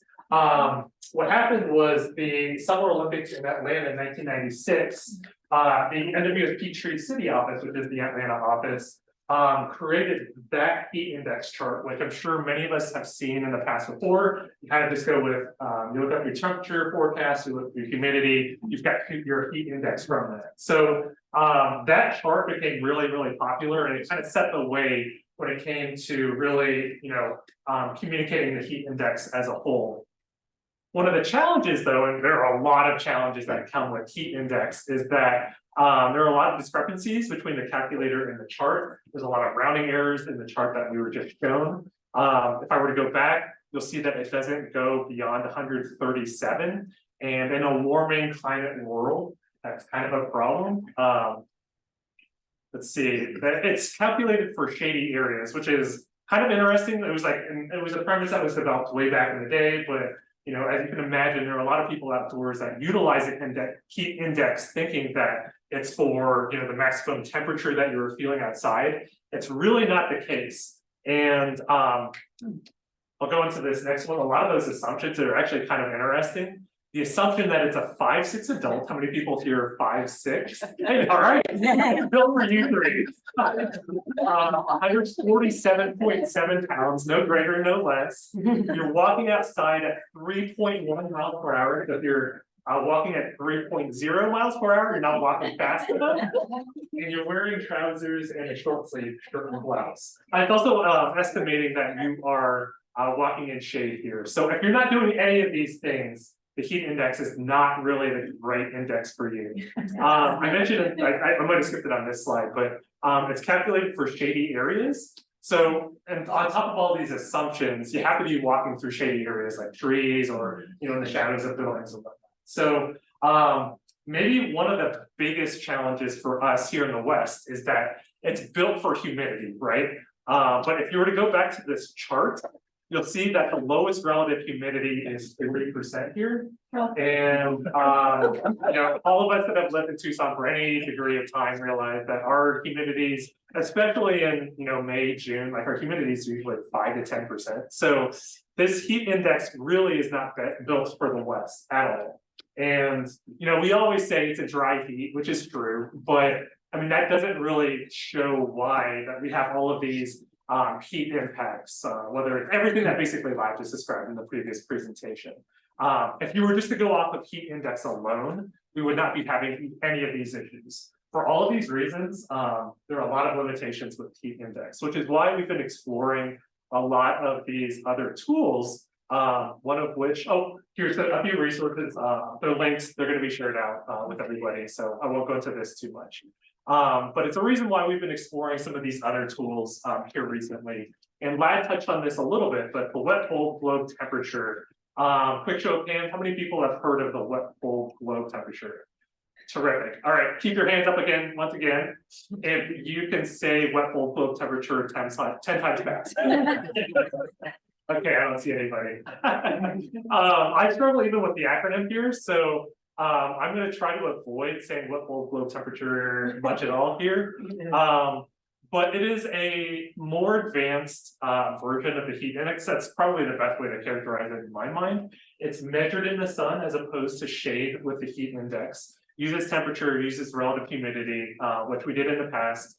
It uses wind here, which I don't think the heat index uses. Uses cloud cover, which is another thing that the heat index does not use. And it utilizes the sun angle as well. So there's a really complex equation that goes into the wet bulb globe temperature. But the simple version is it breaks down like that. It is kind of a temperature that's broken down to roughly 70% wet bulb temperature, 20% globe temperature, and 10% dry bulb temperature.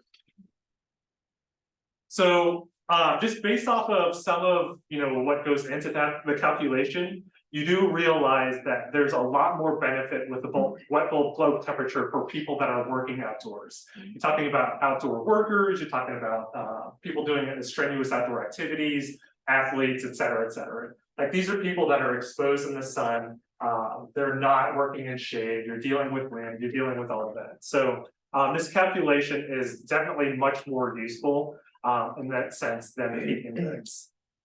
And for what it's worth, the National Weather Service does produce automated versions of the wet bulb globe temperature based off of some of the other forecasts that we put together, including the temperature, dew point, winds, and sky cover. We do calculate surface pressure and solar radiation as well. So, that's an annual type thing that we can calculate. And it's all created kind of post-production. So I think the individual forecasters, we're not actually calculating the wet bulb globe temperature, we're calculating all the indices that go into it, temperature and whatnot. So it does break down to different regions. Some of you may have seen this chart before. We all kind of recognize that heat impacts us in different ways, depending on the different location that we live geographically. So areas up north fall in category 1, kind of the mid-tier US is in category 2.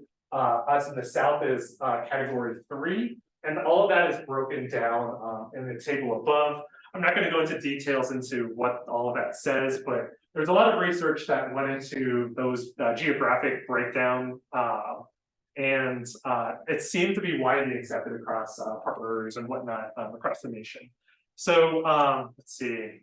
Don't provide recommendations locally for what to do and not to do with wet bulb globe temperature. That is a discussion that, I think that the National Weather Service and community partners want to have, so that those recommendations are out there. But we, as the National Weather Service, NOAA, we don't want to be dictating to everybody what those recommendations are exactly. All right, so some considerations. Again, heat index had a lot of drawbacks, assumptions.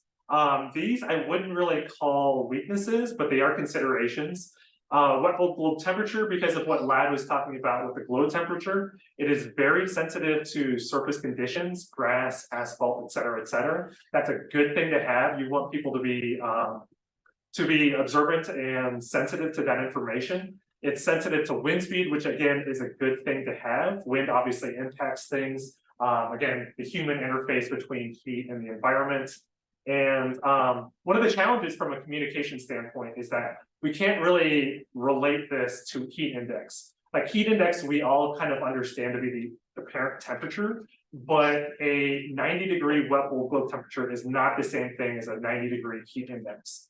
And that'll make some really, really difficult challenges when it comes to more embracing of this within the community as a whole. I think that heat index in general is so ubiquitous across the community that something like a wet bulb globe temperature it's going to have difficulty breaking through, because it's a temperature, but it doesn't really correspond in the same way as heat index. Even though it's for most scientific folks, wet bulb globe temperature is probably the better way to go. Again, a few more resources for wet bulb globe temperature. There's a website that we have all that information available, and most of these also point to our heat safety page on the National Weather Service. All right, heat risk. This is kind of a new player in town. How many folks, show of hands, have heard of heat risk before? Okay, fewer hands, but maybe half the folks in attendance here. How about, again, say people, how many people have heard of excessive heat warnings that the National Weather Service puts out? Pretty much everyone. I'll lead off by saying that in the Western US now, we issue our excessive heat warnings based off of heat risk. So this is kind of our go-to guidance when it comes to when to issue an excessive heat warning and when not to. And I'll speak a little bit out of slide here, in that since heat risk has only really been around for about 10 years now, but it was developed in California for California. And I happened to be working in California at the time, so I can speak a little bit to its history. One of the challenges with heat communication in the past 10 years ago was that every National Weather Service office had their own thresholds for issuing excessive heat warnings.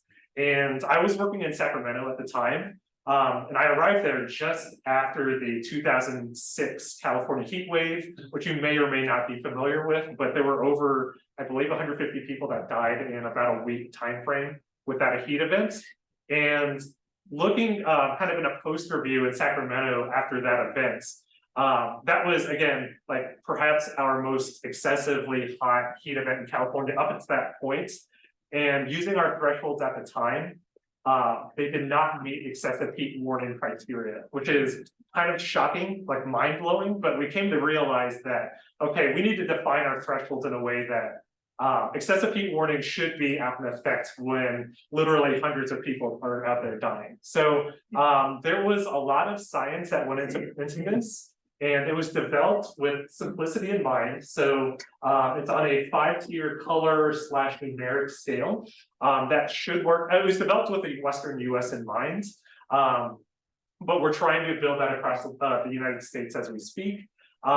It's also developed as a heat service, meaning that the folks that developed the heat risk there were significant discussions with the CDC to basically make those thresholds in a way that served a lot of different climates across the West. As you can imagine, we think about the desert here, obviously, and the Central Valley has very similar climates, but you also have to worry about, say, the Southern California coast, which has very, very different climate than we do. Same as the Pacific Northwest, which had a very significant heat wave, as you all probably recall, a couple of years ago. Developing a system that serves all of those communities in a fairly similar fashion was not easy. So there was a lot of years, and it's still in a work in progress, but there are a lot of discussions that try to make this as useful to local communities as possible. And part of that is on this local climatology. It's really built with that local understanding, the local weather and climate in mind. So what does it take into effect? Again, the local climate is one of those big things that it does take into effect. The biggest factors, some of the bigger factors are how above normal or below normal a location is for the time of the year. And that's kind of the key thing. Like if you think about Tucson here at 100 degrees, 100 degrees hits you very differently in, say, August versus, say, March. By August, you generally you've been able to acclimate to that heat through the course of the entire summer. But if it hits you in March, where you've been through winter, it's been snowing, let's say, and then you literally like move to 100 degrees, say a week or so later, that hits you very, very differently. And we see a lot more impacts because of that. So this does take the time of year into effect.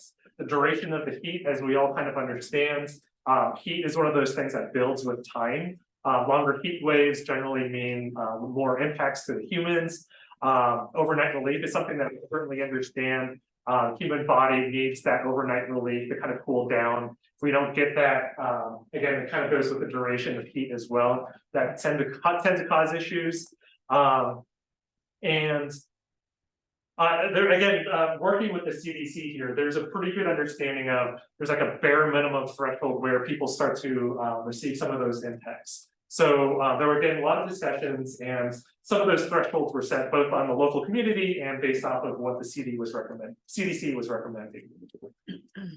So what are some of the benefits that the heat risk provides? I think one of the biggest things is that it just provides more awareness in a way that, especially the heat index, which is a specific number, can't really do. It's again on a 5-tier system that's based on colors, and our excessive heat warnings are based off of that red color or greater. So whenever we get into a red category or extreme category, the purples only show up for longer duration type events. That's when you know that excessive heat warnings are going to be in effect.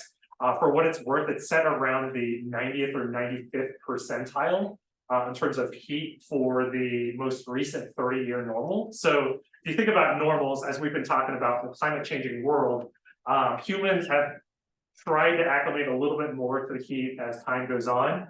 And that kind of keeps that in mind with the 30-year normals that transition forward with time. It's built in a way that hopefully people do understand. Again, 5-tier system with like the green, yellow, red kind of 3-tiered like color system that we're all fairly used to at this stage. Each of these colors have their own set of risks and recommendations that come with that. So generally speaking, yellow, those yellow colors mean most of the general population isn't really impacted, but folks that are especially sensitive to the heat may be. So for those folks, keep those folks in mind. That builds up a little bit more with the orange color. And then by the time you get to red, you're talking about potentially impacts to the entire population for those that don't have shelter or ways to mitigate heat.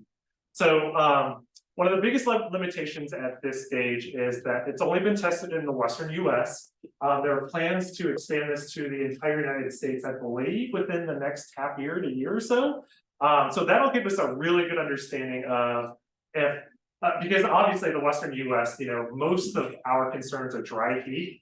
We don't really have a good understanding. We think it'll do good with humidity, but we're not absolutely certain of that. So heat risk is one of those things that we think it'll do good across the rest of the country, but give it another year or so, we'll have a better understanding. Okay, some more resources for heat risk. And so just a quick summary of those 3 forecast tools that we now utilize to assess heat. Heat index is a good product for the general public, the general population. People in general do understand what heat index means, even though it is flawed. There's a lot of assumptions that go in behind it, but it's still an effective messaging tool just because people do understand that.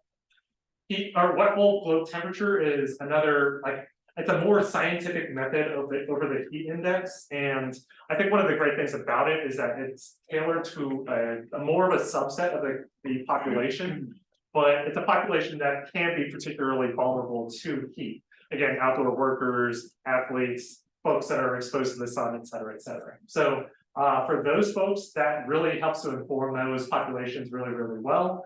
And heat risk, it's one of those things that we're learning more about, but we do find that it's working very well. It's fantastic in that it's very simple with the 5-tier system. And again, it kind of informs our watch warning process here in the West. Okay, so urban heat island mapping. This is a project that, how many folks are aware that like NOAA has been sponsoring some urban heat island mapping? A few people. That's good, that's good. I'll be honest, I didn't know actually up until this past summer. So I'm kind of learning along with all of you. But NOAA, in conjunction with the National Weather Service and the Office of Oceanic and Atmospheric Research, or OAR, has been funding these urban heat island mapping projects across much of the United States. And we really want to get a better understanding of these urban heat islands. So these projects have been going on. It's not quite the PAG that LAD showed recently, but some of the end results are similar. And the Weather Service offices, for what it's worth, do support these efforts by trying to help calibrate when those best days are to do these mapping campaigns. You'll see on the map actually that our most recent, the only mapping campaign that has happened in Arizona happened this past summer, and that was Sedona, Arizona. So this is one of those things that there's a website that if we want to get one of these things involved for Tucson, I think that it's possible, but we need to get like the community kind of worked around and really try to sell how that would benefit the community as well. So through these urban heat island mapping projects, very detailed maps obviously is something that you show is showed on the right. I believe that is Milwaukee, Wisconsin. So that is Milwaukee, the map on the right. And you can see that, you know, that's a very strong urban heat island, as you can tell, but there are some cooler spots in there. I don't know if my map is going to, or my mouse is going to show up here, but, you know, there's a cooler location here, like Vlad was talking about, as you can see from the satellite mapping, that's a very strong green space as opposed to more of this urban space that you find downtown. But the hope is that with more detailed maps from these urban heat island mapping campaigns that can help inform our community, emergency managers, city planners, et cetera, really understand where the problem areas are, but work to mitigate some of those challenges. Again, like Arizona is kind of leading the way with some of the efforts that we've had here, but this is really going to be beneficial for other folks across the country that may not have had some of the exposure and some of the experience dealing with heat that we have. So another couple of examples, this is Las Vegas. And I'll say that, the PEG, I think that was very satellite focused. This is actually boots on the ground, taking instrumentation to map out what the urban heat island looks like. There are actually infrared sensors that are or mounted on cars driving around to try to get a sense of where all of that heat is. It's kind of interesting to see some of those infrared sources and how that maps out with some of that equipment. So if that's something that Tucson City wants to do, I think that there's a possibility here. Again, it's just getting everybody working together toward a similar goal here. One of the things that they're trying to build on top of this urban heat island mapping project is they're trying to use a bivariate mapping way to communicate really where those most vulnerable locations are. So bivariate maps are basically displays that communicate two variables in the same display. And so on this one, you'll see that that's our display there, and on the yellow side, that's the heat temperature, or the temperature, and on the blue side, that's our social vulnerability. So when you have the combination of both heat and social vulnerability, that's what really shows up well in the red. There are areas that certainly have the temperature up in the yellow, but don't have that social vulnerability. And we're really trying to help our community really understand, again, those areas that have the most heat and social vulnerability issues. I won't spend too much time here, but a lot of the forecasts in the National Weather Service nowadays are, they lean on the national blend of models. This is our most sophisticated system that we're leveraging to create most of our forecasts that you see like on your phones or our webpage, whatever it might be. And I won't go into detail too much. There's a lot going on here. But there are literally 100 models. That chart on the right over there doesn't list all of them, but there are literally 100 weather models that are going into the national blend of models. We all kind of understand that no single weather model is perfect, but if you can blend a lot of what those different biases have in the different models, we get a pretty good picture of what the forecast could potentially be. And one of the great benefits, two of the great benefits from that is, number one, they're calibrated based off of local observations. So the more local observations that we have, say, across Tucson, the better we'll have a good forecast for the community, because again, they're calibrated on those sensors. So as we continue to build up our understanding of the urban heat island by using different sensors, the more we can produce like a better forecast for the city. And one of the great things too is that because you're literally using 100 different models, these we can build basically a statistical distribution on our forecast. We've learned that a lot of community planners and decision makers in the community, you have specific thresholds that you take decisions on. Say it's 110 degrees, you need to take that action.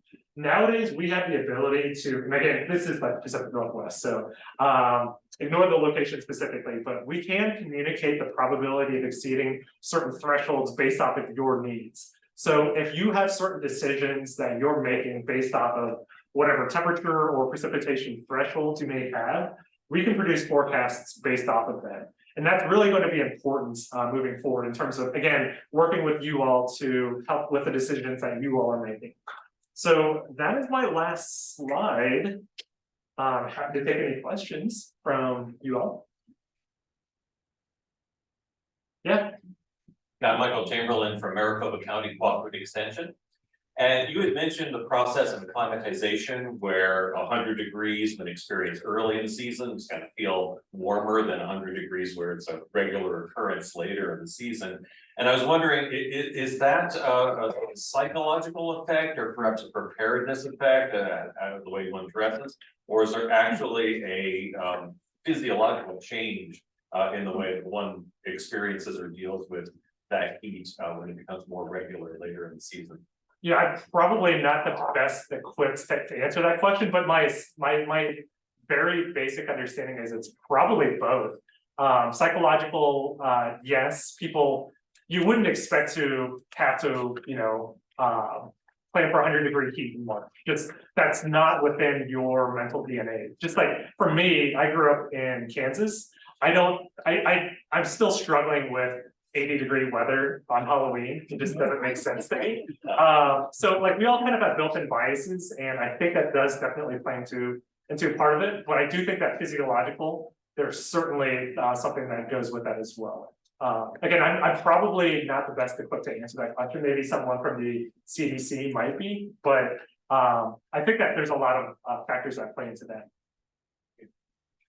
Yes. Ryan Stevenson, Pima County. I'm hoping between you and Lad, you can help me settle a debate. It seems like depending on whether you ask NOAA or CDC, which is higher between heat related deaths or cold related deaths. You guys know in a year which one claims higher numbers? It's my understanding heat related deaths, and I don't think it's that close. Yeah, go ahead, Lad, if you have any thoughts there. Yeah, no, actually, with the United Nations, we're putting together we put together a fact sheet on why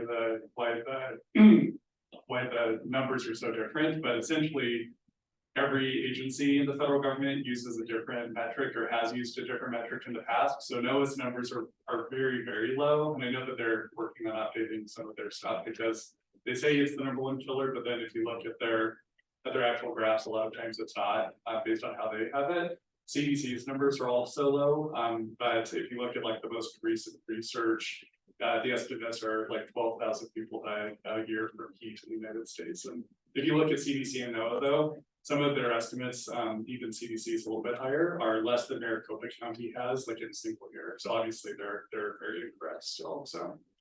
Thank you. And I'd just like to share online really quickly, Zach Schwartz with the city of Sedona is online and said that he'd be happy to answer any questions about the urban heat island mapping project if anyone is interested, as they were the project manager for it. Awesome. I'm curious, I mean, since, Dr. Keith talked about, sorry. My name is Louise, I'm a PhD student in the School of Geography Development Environment here. I'm curious, because heat's such a big equity issue, I'm curious, with all of these different like descriptors for forecasting, if you're aware of how what blind spots in those might exist towards like at-risk communities, like communities of color or tribal communities. Not specifically. I would say that we do understand that there are significant blind spots. Tribal nations is another one. Just reaching out to these communities in general has always been a very big challenge for us. And one thing that we've been learning too, like dealing with these heat waves in this past July, like in our interactions with the county and whatnot, what we were learning is that even though they were opening up these cooling centers through that entire heat wave, they weren't getting the folks in the building that they would have liked. So like really getting the information out there that these cooling centers are open, the heat it's out there and it's potentially dangerous in the sense that people could be losing lives, and yet people still weren't showing up in the cooling centers. We're trying to reach out to those folks that are most at risk, vulnerable populations, homeless communities, et cetera, and they're not showing up. So we're understanding some of these blind spots more and more, but tackling them is like a completely different beast that we're realizing we really need to be focusing most of our energy to reach that, like the last mile of these folks. And we don't have, there aren't easy answers to that, unfortunately. Thank you.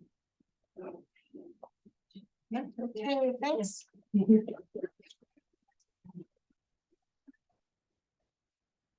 have a short break here, so if you want to take a short break, and we'll be back at 11 for Kristi. Thank you. More coffee, coffee, cookies, sugar. Yeah. So.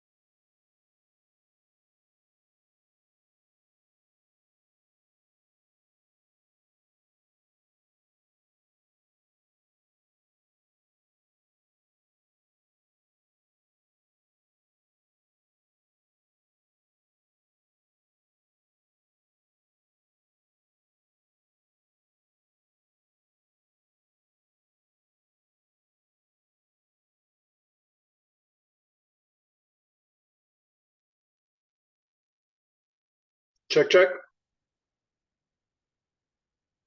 Hello, hello.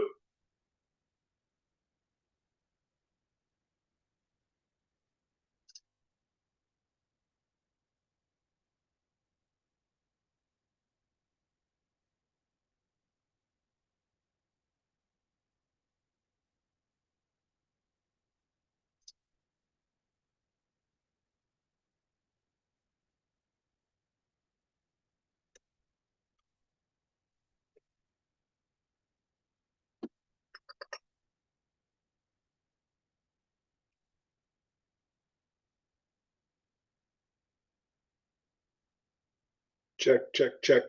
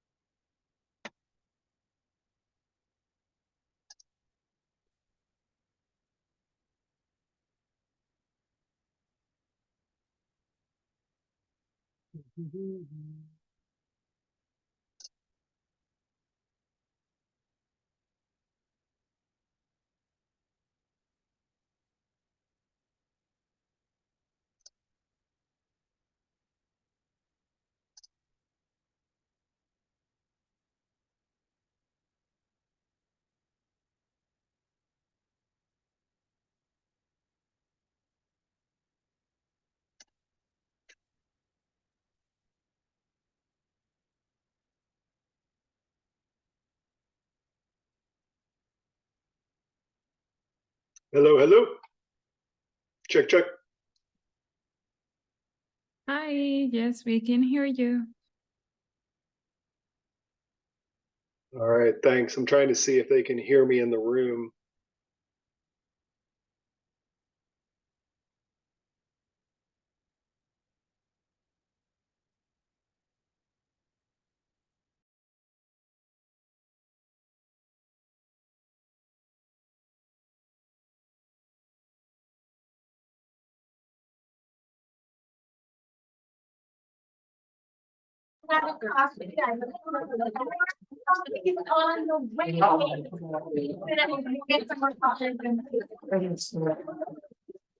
We're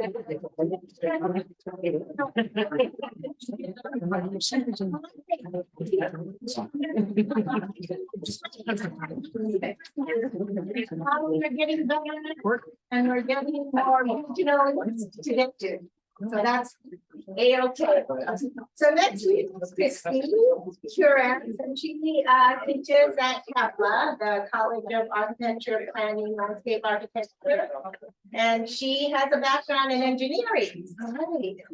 And so she looks at the intersection between transportation and land use development. And we asked Kristi here because she did a project for the city of Tucson on cool paving. And it may not quite have the results that we were hoping for, but I think we need to learn from some of that research results. So Kristi, thank you for coming and sharing the results. Thank you.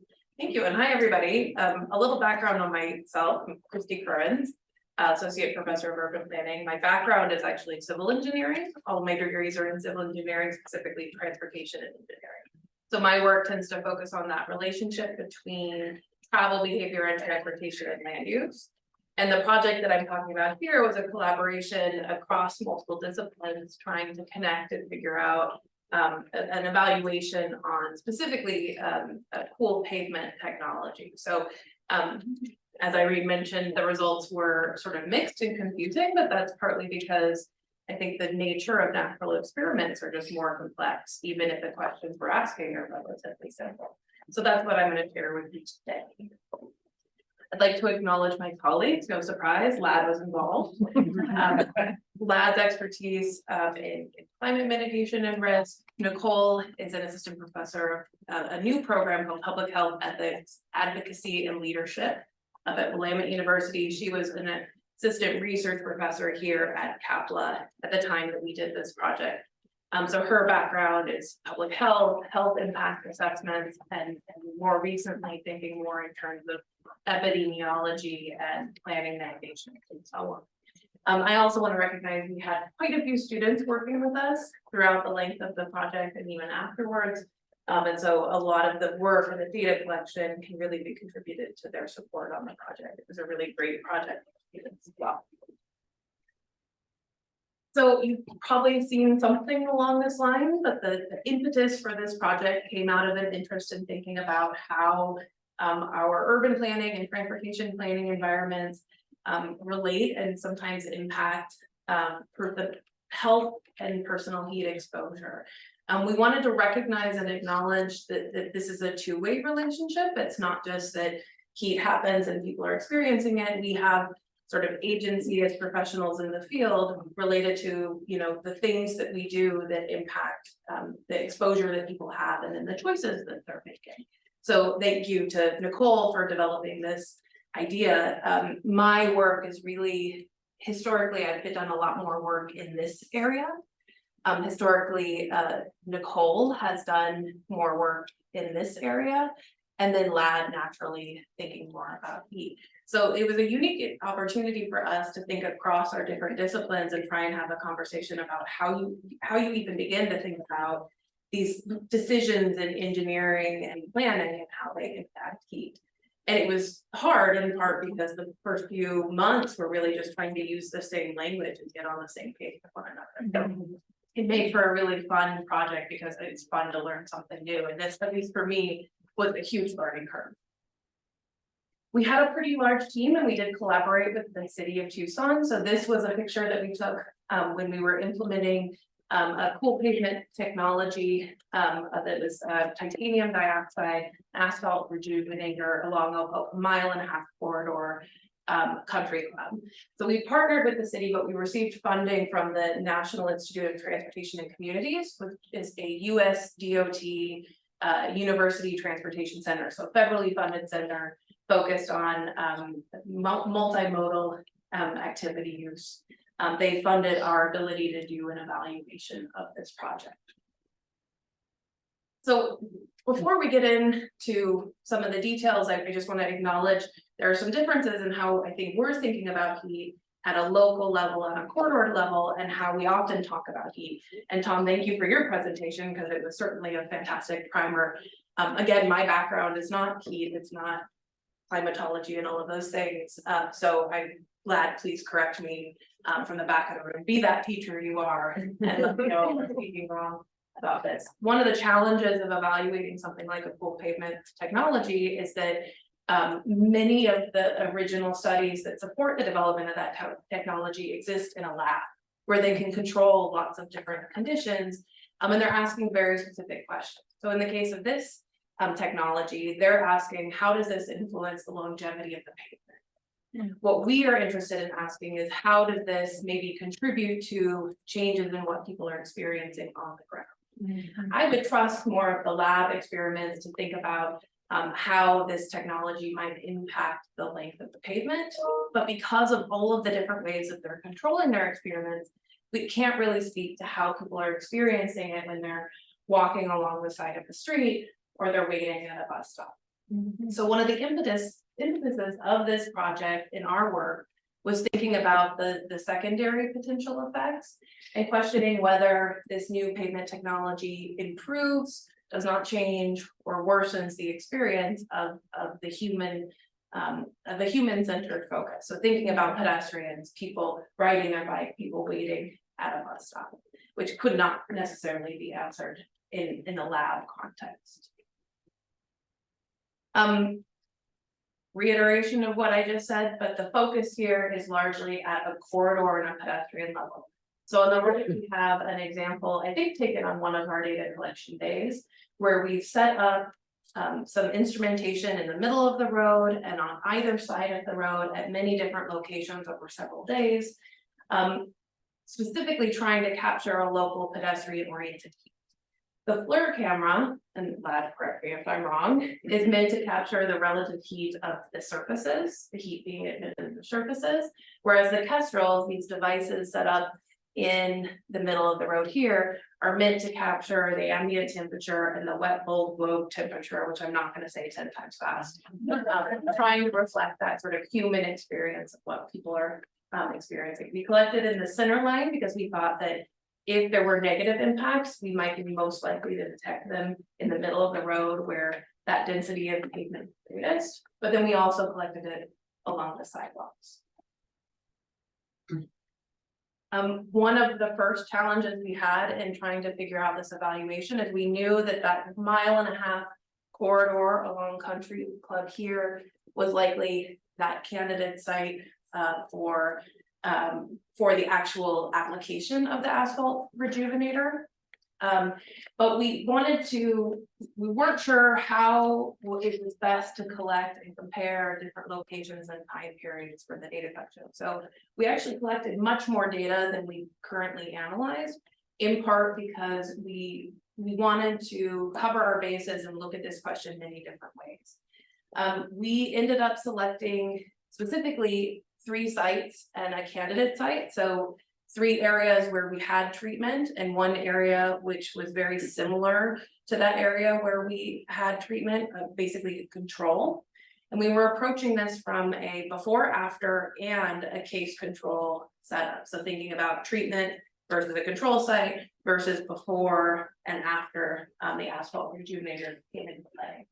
And to do this, I credit Ethan Whistler and Nicole Ibro for doing a very detailed analysis about the land cover and the different facility types across Tucson to try and identify and sort of identify our limitations in doing sort of case control cases. So we were trying to control for microenvironments that we believe would influence the way that we're observing the sites. In the end, we picked 6 test sites where we collected before and after, and 3 control sites. We collected 3 sort of general categories, well, technically 4, but primarily we promised 3. So these are the 3 that we were collecting: ambient air temperature, thermal comfort, specifically the wet bulb globe temperature, which Tom had talked about before. And then we did some surface temperature measurements with the hope that we could then compare the things that are more closely measured in lab, the surface temperature, with those human experiences, ambient and thermal comfort. We also recognized after the sort of before part of the study, we got a lot of questions about potential reflection of UV. Specifically, there was a concern over sort of skin cancer impacts and whether that reflectivity of the surface rejuvenator might have a strong impact. We didn't know, that was outside of our general areas of expertise. We did a little bit of a literature review with another student, Andrew Birkelbach, and came up with an experimental sort of data collection approach to identify, to the extent we could, whether that was something we could measure in the future. So we purchased some of these little indicators, the UV index, and I believe UVB were the 2 things we were measuring. And specifically, this was only in the after part of the study. We were generally looking at whether we were seeing large reflectivity of those UV rays coming from the ground compared to what was coming from the top. So we did a little bit of experimental work. The specific chemical used in the asphalt rejuvenator was titanium dioxide, which tends to address UVB and the second type of UVA rays. So that's why we picked those 2 instruments. We had a limited budget for doing this. This was technically extra, but we thought it was worth experimenting, and we're nerds for this stuff. So we did a before data collection in October 2021. The rejuvenator was applied, I believe, in December, and then we went back in April. We picked those 2 time periods because when we're comparing the angle of the sun, the typical temperatures in the past, all of those things, the timing of those 2 weekends before and after were relatively similar. And we generally saw that in the field. There was a little bit of difference, and we've tried to control for that difference through our modeling. But we did go out for each of the 6 treatments and 2 controls for a day each before and after. It was a Friday, Saturday, Sunday sort of effort with quite a few students in the field. We went actually closer to 9 to 4 p.m., but because we were stationed in the middle of the road, we had to get permitting, and that limited and inhibited our ability to collect more data. But we did capture the sort of height of the day in terms of temperature, or majority of it, for that time of year. Our data, we learned very quickly, was very noisy. With only 9 locations, we collected a lot of data for those limited sort of 9 locations, and we spent a lot of time just exploring how to potentially control for variations in the microenvironment. For example, in this example, this is one segment, average wet bulb globe temperature that we observed. We have, I believe this is October, so this is our before, and we saw so much noise and variation. This little dip, this green B1 west sidewalk dip, was likely cloud cover. We had another case where one of the instruments, the Kestrel instruments, blew over. So we have these blips in the data that we then had to clean, which was actually quite a data intensive process, even though we were only studying 9 locations, which is an interesting artifact of just the natural experiment that we're exploring here. In terms of a summary of our finding, as Irene mentioned, we didn't really know what we got, but we were hoping that maybe we would see a decrease in the temperatures that we measured to be experienced by human. We did see, we had to do some fancy statistics to control for the fact that we were collecting a lot of time intensive data, and that time intensive data was correlated. So the temperature we measure at any 1 minute relates to the temperature that existed the minute before, and so on. So after controlling for those things, we found significant relationships with shade and wind, and significant relationships, I think I have, yep, across the different locations. So recognizing that each of our sort of study areas or segments has its own microclimate. Reed, if you're familiar with the area, is right next to a large park. South Reed was the area with the least tree shade and green cover, so we would have expected that to have sort of higher temperatures on similar days. And then in terms of our before after, we did see a significant decrease in ambient temperature, but 1/3 of a degree is not very much. So yes, it's the right direction, and yes, it was significant, but we were at least hoping to see a larger impact. I think the caveat here is that because this asphalt rejuvenator was really originally intended to extend the lifespan of the pavement, the fact that lab tests support that, that's an overall benefit for the community in terms of reducing costs of having to repave due to chronic and extreme heat. And it's probably good that we're not seeing a positive increase in temperature, because we just don't want it anymore, right? We're happy where we are. In terms of the UV index, this was something that I just got super curious about. We measured sort of the UV as detected vertically and the UV as detected from the ground on both the asphalt and the concrete on each side. We did that for every hour, a couple observations, averaged them just to compare. There's not enough data there to do a lot of robust statistical tests, but we did notice that there's a very small proportion, 3%, 4%, just based on that sort of isolated way of measuring, especially at the highest range of the measurement, which was like 1 p.m. For that after period. The UV index was, the majority of the UV index we were capturing was on concrete sidewalks, not necessarily asphalt in the middle of the road, just for context. And then lastly, and perhaps the thing that we're still working on, we were collecting every hour surface temperatures with a temperature gun. We were doing it on both sides of the road in the center line, a number of observations, averaging those observations and recording different materials. So some areas there wasn't a sidewalk on one side, there was dirt or gravel. We recorded those things. I think one of the more challenging things behind a natural experiment like this, is a setup where we're just trying to observe things, is we're very limited in the number of data and the amount of data and locations we can collect. And then it becomes very challenging to compare case control or even different treatments because of the microclimates. We don't have enough data to control for all the different things that are happening in each of our sites. So on the right, we have just one example. We have the treatment before and after. The dashed lines are after for two treatments and a control. I think this is for the Reed segment, so this would be the segment that's right next to the large park and zoo and golf course. The top are the absolute measurements, so we see that the after periods, it was warmer that day.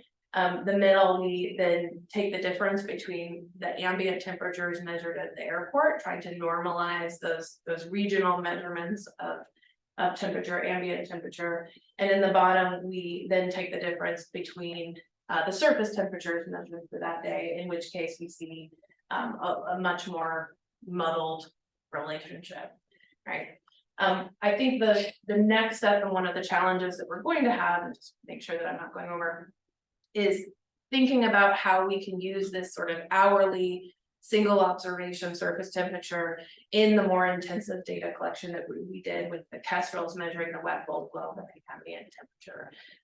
We can show them descriptively side by side, but thinking through the statistics of how to model and detect significant relationships becomes much more complex. So if anybody has any ideas, we'd be open to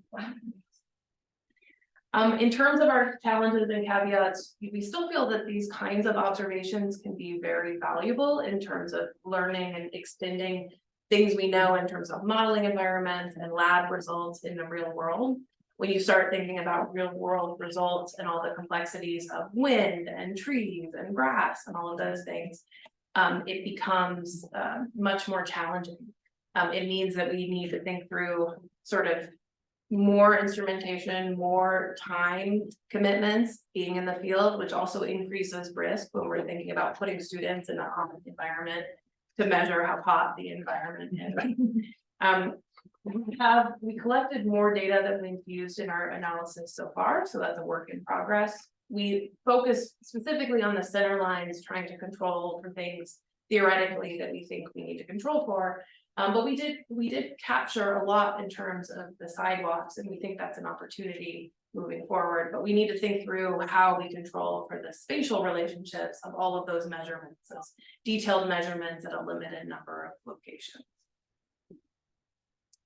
And then I think, you know, at a broader level, I think what is really important about this area work is that the cities and counties, I want to say just the city, but all of the sort of public agencies have a lot of work to do in terms of identifying trade-offs and benefits and costs and commuting those across departments who might not be thinking about heat as their core measurement. I come from civil engineering. I doubt heat was ever mentioned in any of my classes or degree programs or anything like that, but I'm from Oregon and we did experience a really horrific heat wave a couple of years ago that had a huge impact on lives and costs. So that the decisions that I'm making as a civil engineer thinking about road space should have heat and these kinds of impacts as at least a consideration in how those new technologies are then weighed and implemented and programmed into the landscape.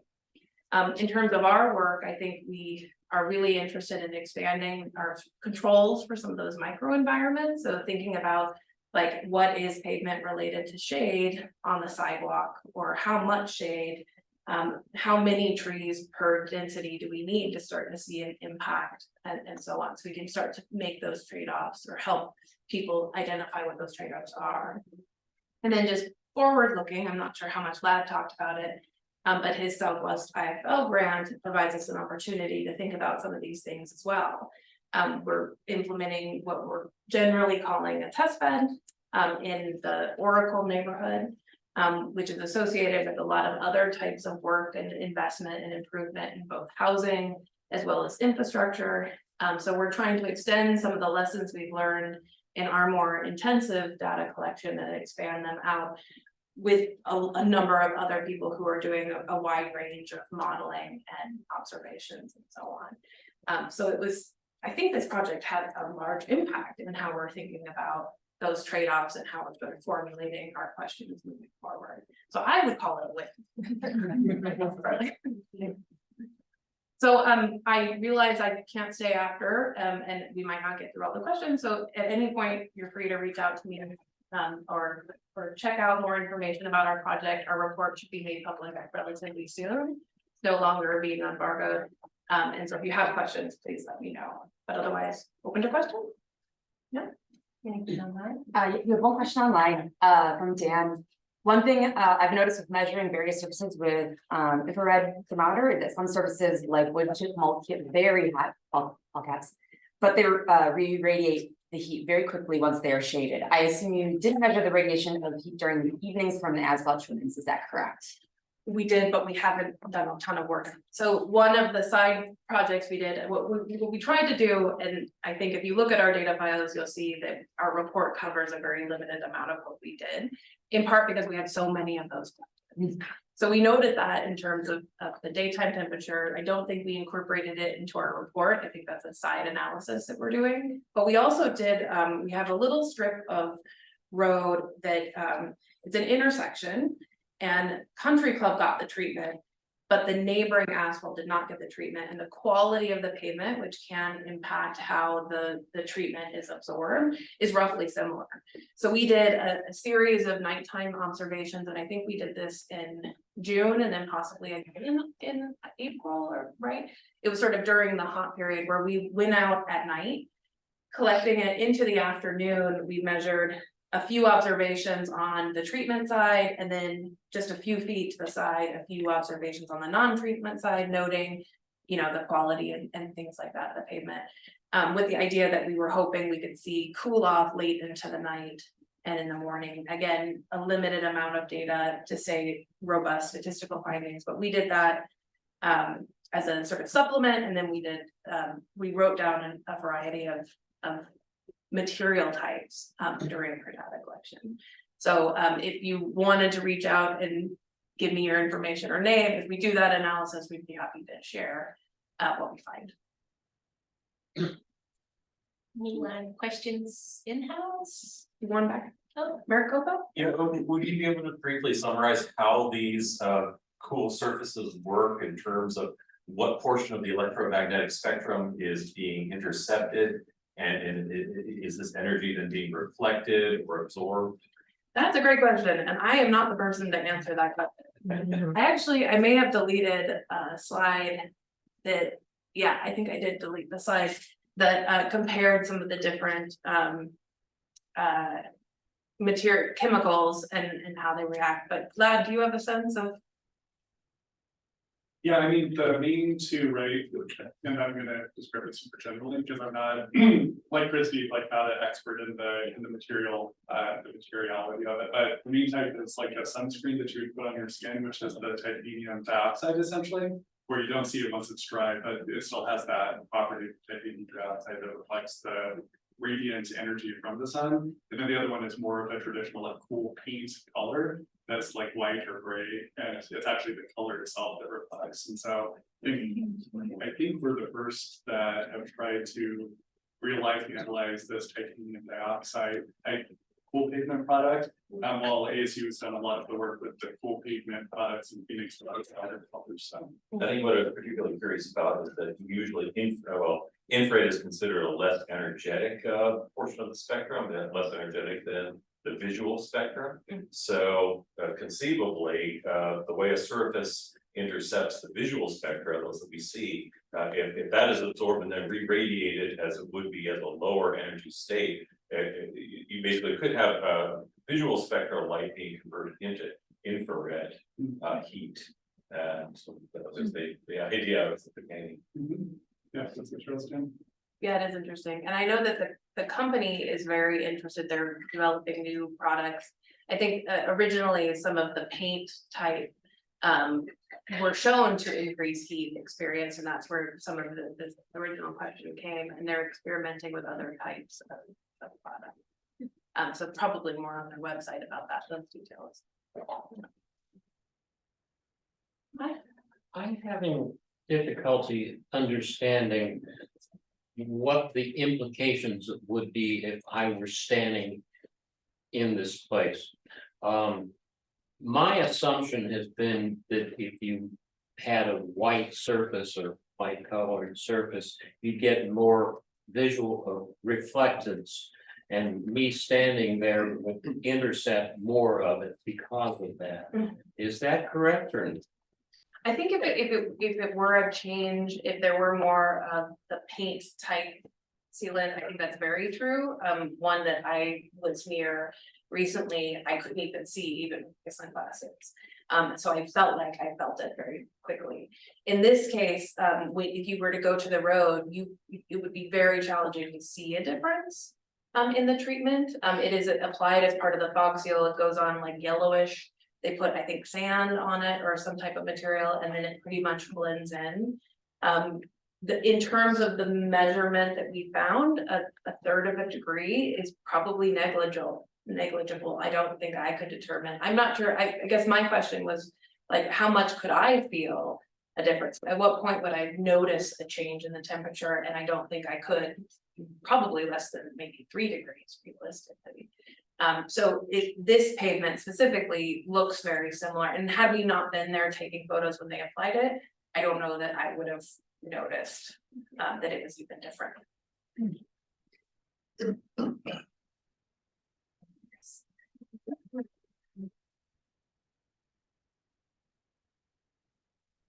Yeah, we'll follow up. And we do your next experiment.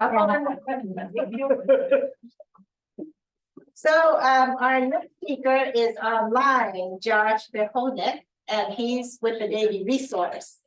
And so you'll notice that Kristi was about some application. Josh is also about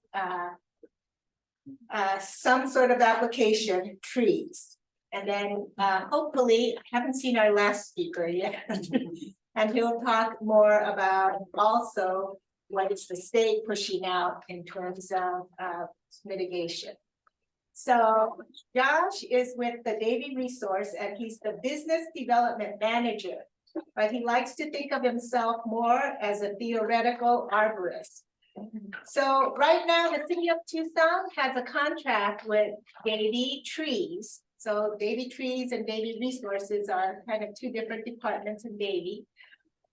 But Davey Trees is doing the city's inventory right now. And the way that we're doing the inventory is somebody is going out and looking at each of the individual trees. Well, Josh is more on the side of looking at innovative and technical applications. And so I think he's going to talk about the smart tree inventory, a different way of looking at inventory than people going out and doing that inventory. So we're hoping we'll be able to hear him. Okay, so Josh, go ahead. Check, check. Can you hear me? I think we're going to raise the volume a little. So if you can keep talking. Mic check, check, check. Yeah. Okay, you're on. Should I leave my video on or should I shut it off? I don't know if you can see me or not. Up to you. The Zoom callers can see you if they choose to. Yeah, so you can leave it on. I don't know. I'm not that attractive. So. Okay. Okay, but you guys in the room can't see me. Okay, well, yeah, thanks a lot for having me today. My name is Josh. I'm with the Davey Resource Group, like she said. I guess I'm probably one of the odd people out here in the room, and I've really enjoyed. I've been watching all the presentations today. My focus is trees, and specifically urban forestry. I've been with Davey for over 20 years, have worked in all aspects of the tree care world. And yeah, right now I'm really focused on the intersection of trees, people, and technology. It's something I think about a lot and I read a lot about and work a lot about. So what I'm going to be talking to you guys today about is really more of an applied side to some of the work that we've been doing. And as it relates to trees, and what I'm referring to as the feedback loop at our tree inventories. So what I'm really going to be talking about is, this is how I have it set up in the 3 different phases of the presentation. So I'll talk about kind of the why we're doing this, the how we do it, and really the what. So got a lot to get through, so we'll jump into it. Yeah, so, you know, Lad, I really appreciated looking at that report that you referenced. That's a really solid report. I look forward to reading it more. And my goal, to be clear, across the whole country, is to get trees more in that report, right? In all those reports, when you're talking about shade and heat, trees are vitally important. I like to think of them as being on the front lines of urban heat, as well as our first line of defense. So what I'm going to be sharing here today is the smart tree inventories. I'm going to be showing some really cool tech. And I always like to make everybody comfortable. Usually I'm presenting to arborists. So we're not trying to replace people. We're trying to make what we do better. And we've been preaching forever in the arboricultural world the concept of right tree in the right place. We heard a little bit about this morning. We were talking, or you guys were talking about making sure we have the right trees as it relates to water and irrigation needs. Where we need to move next is as we manage those trees and as we think about the future tree care of those trees, we only have a finite amount of resources, and we need to be able to make the right decision at the right time on the right tree as we manage those trees. So if you never remember anything else from today's presentation, please remember that. You can fall asleep now. I gave you permission, but right decision at the right time on the right tree. And that's really important because many of our communities out there don't have an accurate, up-to-date tree inventory, so they don't even really know what to manage. You can't manage if you don't know what you have. And here's a project we did in Largo, Florida, where we analyzed, after they did a tree inventory, we analyzed the city's 311 calls, and you can see that if you have a reactive management program and you're just dealing with call-ins, you're really ignoring a lot of the deferred maintenance and a lot of the prioritization that needs to happen. So it's a very ineffective, very costly program. And what we really want to do is, try to move everybody to a proactive approach for that, of course. And like was said earlier, we are very proud. We've been doing tree inventories for 25 plus years. We're really happy to be a partner with Tucson in doing your current tree inventory. And what we're currently doing there is a GIS inventory. We did introduce, and I'll show it here later, some new technology using Google Street View to do some initial assessments of trees. But there's some challenges with that, and that's what we want to talk about here in a second. Challenges are just like Tucson when they hired us, they had no idea how many trees they had. So it's basically a giant Easter egg hunt. We're out there walking up and down every tree, looking for every tree. There's inherent subjectivity to it, in the sense that every arborist has their own opinion. We're looking at condition and risk and some other elements. And it's, one of the challenges we have there is that we had to take the summer off for safety reasons, so we're coming back in a couple of weeks. So we only got about half the city done in the winter, and we'll come back and finish it. So there's been a lag there, things have changed, so yeah, there's some challenges to this traditional tree inventory approach, which still provides a lot of good information. So you'll notice I have a couple QR codes every now and then. I had one at the beginning. Here's one now. Davey, we pride ourselves on thinking a lot about climate change. So we have a link on our website. This QR code will take you to it. And again, we're really focused on trees, right? So this is really more about trees. We've been hearing today a lot about kind of this macro level, and we're thinking about trees. We're thinking about it from two angles, really. One is how to help our customers, to deal with this and plan for it, but also the impacts to our business. It makes sound financial sense to think about it. But I was happy to see in the first presentation talking about kind of future predictions, because if you go to this, you'll see we have a little fact sheet for the Southwest, and yeah, it looks like about over the next by the end of the century, we might have about a 8.5 degree on average increase in temperature in Arizona, 40 to 60 additional extreme heat days, and more mega droughts. What's playing for you right now is the concept of how the hardiness zones for trees are going to move. Modeling that, this is something that used to be updated on like every 20 years or so, and now we have to update it every couple years because climate change is happening at such an accelerated rate, and it really affects what we plant and where we're planting and what we're thinking about in the future for trees adaptabilities. Because one of the challenges we have is when we think about climate change, is that our trees haven't adapted at the rate that the climate is changing, you know? And if you stop and think about that, it makes obvious sense. But it's a real present. And then you combine that with the urban environment, and there's like nothing natural about the urban environment when you're trying to grow trees. So not only is the climate changing and the trees haven't adapted to that, we're putting in these environments where they're not adapted to anyway. So that's what we're thinking about a lot, and that's what we're hoping to kind of answer that problem here. And the angle that I think about a lot of it is this feedback loop.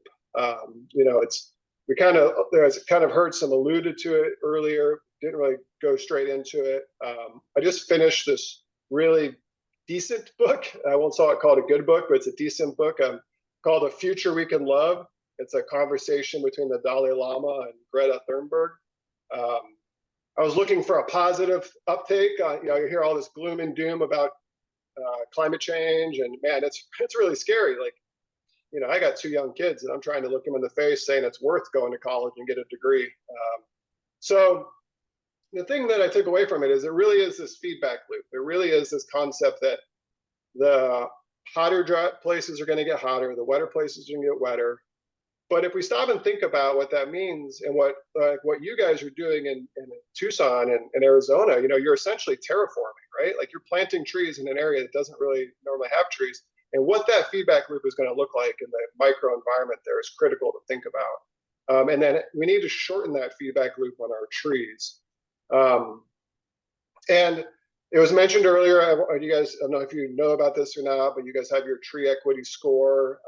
You know, this Phoenix and that area is real big on this. You're talking about equity. And when we talk about trees, you know, unfortunately, the underserved areas or the poor neighborhoods, they suffer the worst. You know, maybe this is a global phenomenon all the way down to a local phenomenon. The areas, the haves and the have-nots is really separated when it comes to climate change.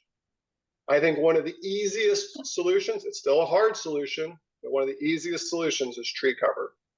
It's a lot easier than a lot of the other solutions that need to happen as far as rehoming people and moving people and whatnot. If we can increase tree cover in our low tree canopy neighborhoods, then we have a chance at improving some of these disparities. My wife is a physician, and she studies lifestyle medicine. She's at a conference right now, and she was just texting me about she's excited. They're talking about the importance of trees at her big medical conference. So it's on their radar, right? The physicians are talking about it. She would tell you that your zip code matters more than your genetic code when it comes to your health outcomes, particularly when you come to your life expectancy.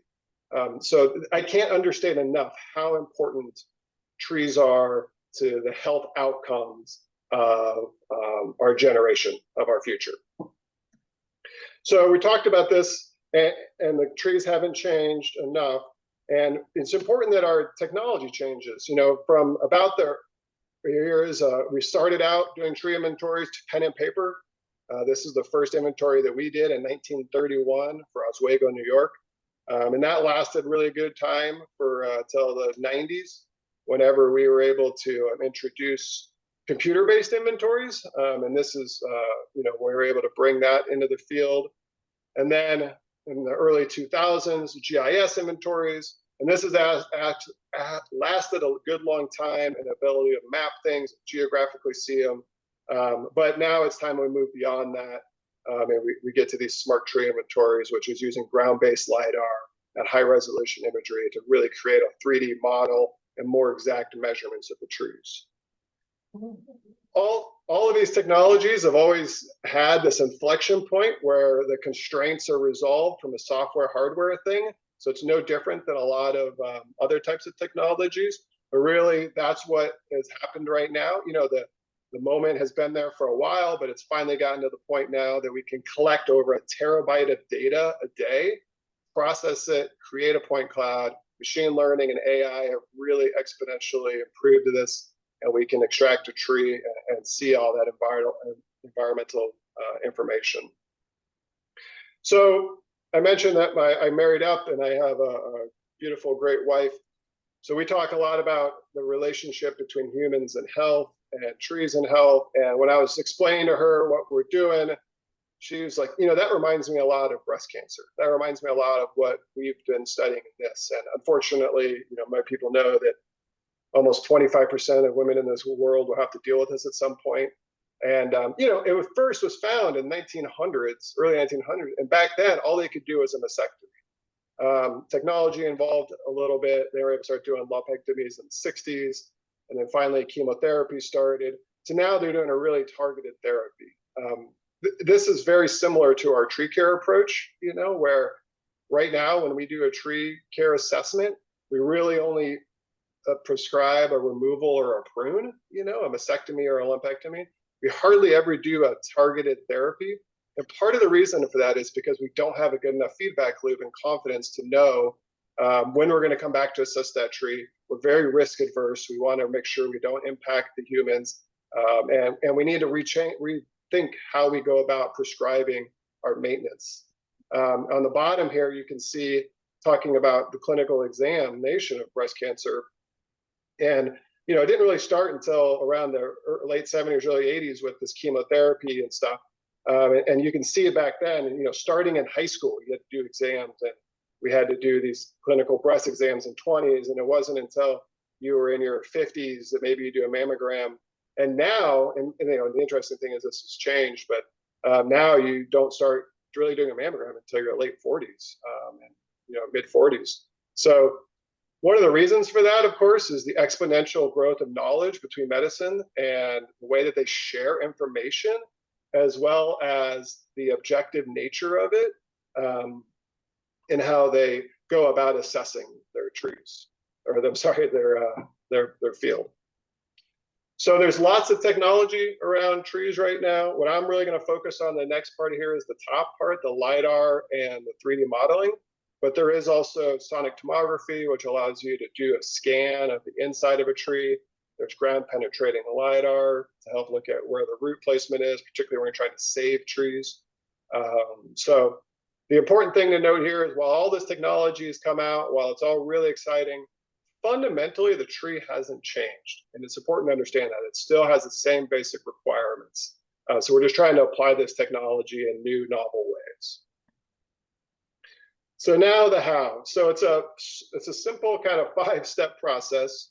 But the first step is we essentially, you can see on the bottom right here, we have this vehicle. We partner with a tech company called Greehill for this.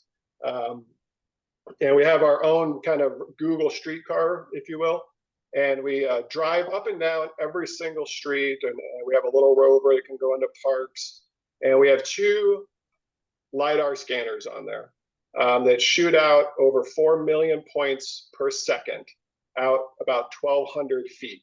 And it's driving nonstop up and down the streets, creating what is called a point cloud. And this is an output from what you're seeing here. So this is a point cloud. What you're seeing here is millions and millions and millions, probably billions of points. Now, to you can easily look at this and see the trees and the cars and the stoplights and all that. But when a computer looks at it, it can't see that. It can't really tell what that is. So that's where the second step comes in, where we have a AI and a machine learning process that flies through this data set, and it's extracting and we're teaching it to pull out the individual trees. And if you can imagine in a built environment, there's a lot of vertical structures. So that's actually really hard to do, to distinguish a tree from a building, from a stoplight, from a stop sign, and then to actually capture the individual branches. Combining that with the photos that we take and aerial imagery, we're able to then extract each tree. And then once we have that tree, we can start analyzing it for information. And this is an example of the types of information we can get, from benefits to the species, to the size, the height, the leaf area index, measuring vitality. But one of the critical things that we do here is we have this huge data set now that we've captured all at once, and we've extracted all these digital twins of every single tree. We're able to then measure them compared to their cohorts. So what we're doing is we're looking for outliers. So a cohort is a group of trees of the same species or the same genus, about the same size in the geographic area. And what we're doing is we're looking at all of those trees and we're saying, okay, these are all a cohort of trees. And then we run our analysis based off of certain types of filters. And so here's it is looking at trees with a low leaf area index. So for this ash tree with 16 inches, this tree has a low leaf area. We don't know why, we just know it's different. It compares different. So similar to like an MRI and a doctor, they can run the scan and they can highlight something different, but we still need the arborist and the doctor to look at the tree and find out why. Maybe it's stressed, maybe it has an insect or disease pest, maybe it has an irrigation problem.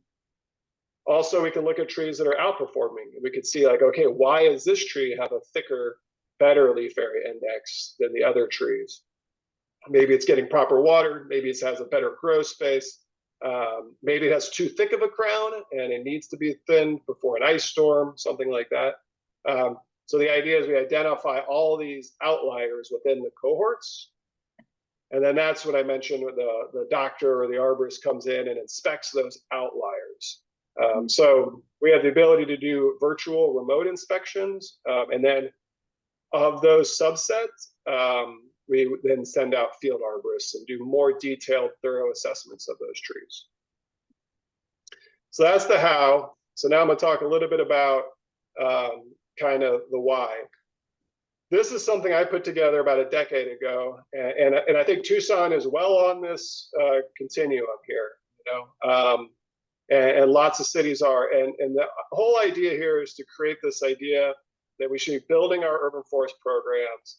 And what are the benchmarks or milestones to achieve that? And, you know, we aren't just stopping with the Tree City USA. We aren't just once Tucson's tree inventory is done, we aren't just stopping there, right? We're trying to fund it better. We're trying to grow it more. And you notice that back, you know, 10 years ago, I put this together, the average tree inventory is done every about 7-10 years. And now we realize, wait, nope, that's wrong. That's not frequent enough. Because the trees are changing too fast, particularly because of climate change, but other types of issues like equity and stuff.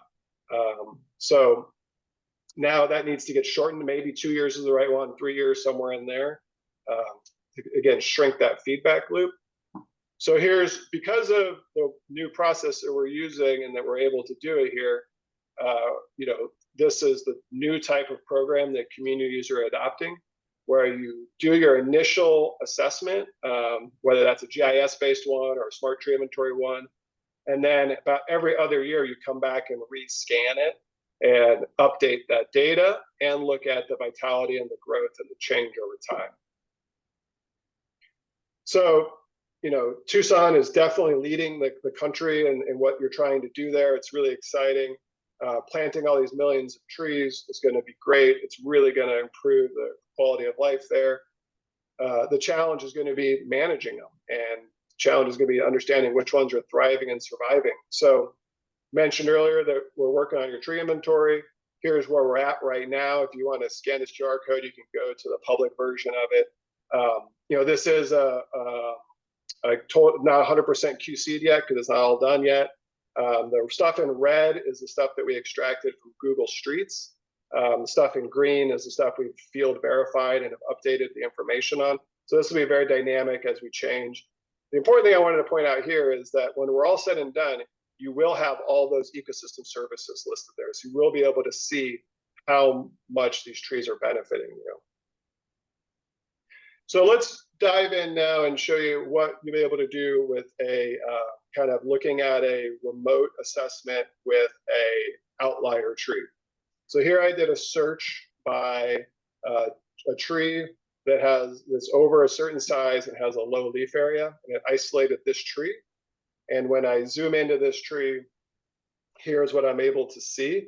So I can see that this got the digital twin. I'm able to pull up the high resolution photos and pan around through those.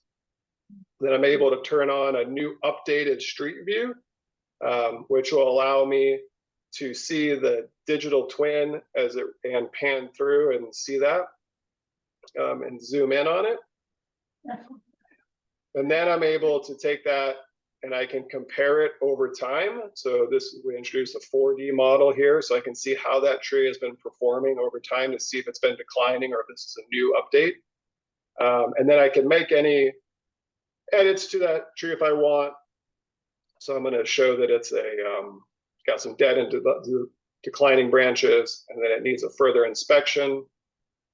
Update that, and then I can take this tree and I can create a work order for it. Creates a snapshot of what happens that needs to be updated here, so I can create that paperless workflow system in the tree keeper system and see which trees need to be updated, removed, addressed, or whatnot. Talking about removing some of the subjectivity from the tree inventories, here we are looking at the leaf area index. So we can actually, rather than using iTree to estimate the leaf area, we're actually able to measure the exact leaf area, and we can monitor that over time. And we all know that leaf area, well, maybe we don't all know, just so you know, leaf area is what really drives the performance ecosystem services. We're talking about stormwater interception, CO2 uptake, that heating, that cooling that we were talking about earlier with the perceived temperature, human thermal comfort. It's all has to do with the leaf area index. When we're talking about the vitality of the tree, we want to be able to predict what these trees are going to be able to do, which is a huge strength of AI. So looking at the height, the crown width, what that leaf area is going to be, able to predict over time. Earlier, today has been the concept of human thermal index.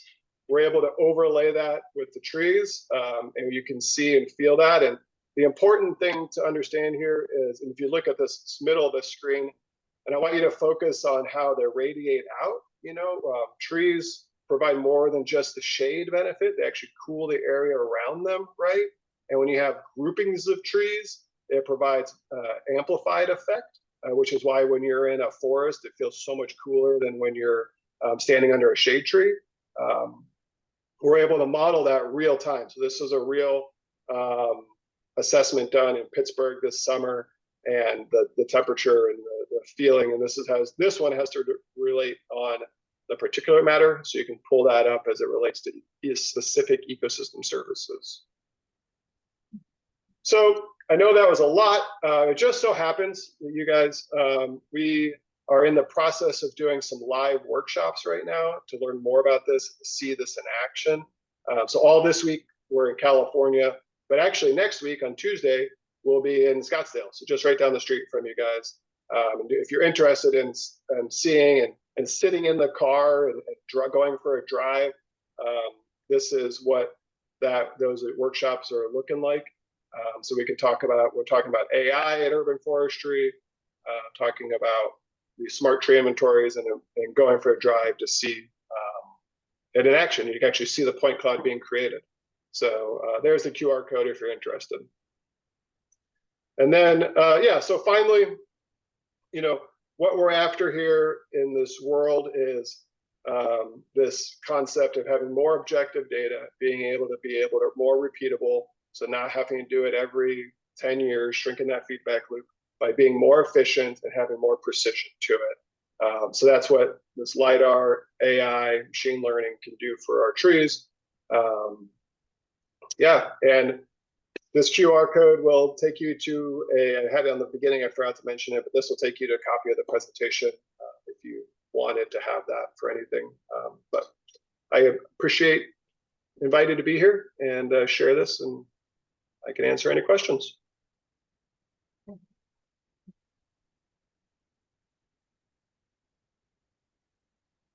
Josh, we have one question in the chat, maybe more, for Zach from City of Sedona, and you can read it in the chat also since you're on Zoom. When you do a tree inventory, does that include trees on private property? And also, what would it typically cost for a city to conduct a tree inventory like this? Yeah, so when we do it, so there's two ways to do kind of an assessment like that. a lot of times what we do is called an urban tree canopy analysis, which looks at all the trees and using satellite imagery, and it can give you an idea of where your trees are, public and private. Doing it this way, it is technically possible to extract. I mentioned that, you know, there's 4 million points per second that shoot out 1,200 feet. It is possible to extract trees on private property. Typically, we put the right-of-way boundaries on there as the area of interest, but we could go further than that if you wanted to go like 20 feet or 30 feet past that. But because of it, there is, you know, we can't get through buildings or other structures, so we can't really do backyards and things well this way. So a little bit of a different way of answering that is we can do a top-down satellite, get an idea of how many trees there are, where they are, look at available planting sites, look at equity issues, and that's what that American Forest Tree Equity Score is using. Can definitely do that for someone like Sedona or anywhere in the world. But to get a stem by stem condition and species and stuff, can't really do that in private property well right now without these obstructions issues. And the price for this type of services, you know, it's all dependent on the size, the quantity, everything. But I'll say that to do a smart tree inventory is about the same cost if you do a traditional inventory, but you get 2 scans out of it. So I mentioned that program there every couple of years. So about the same price of a traditional inventory, and you get multiple scans out of it. Anybody here have any questions? So, Maricopa County. Yeah, Michael Chamberlain from Maricopa County Cooperative Extension. I was wondering how many times per year would you be doing that LiDAR scanning?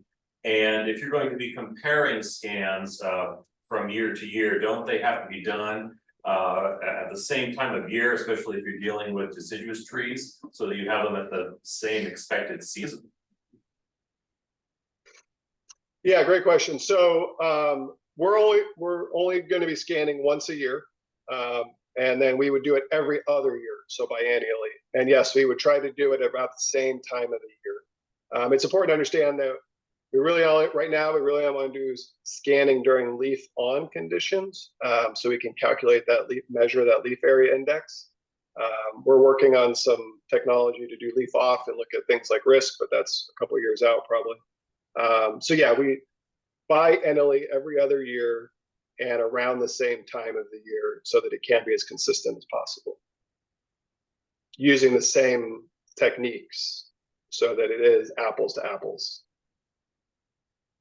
Thank you.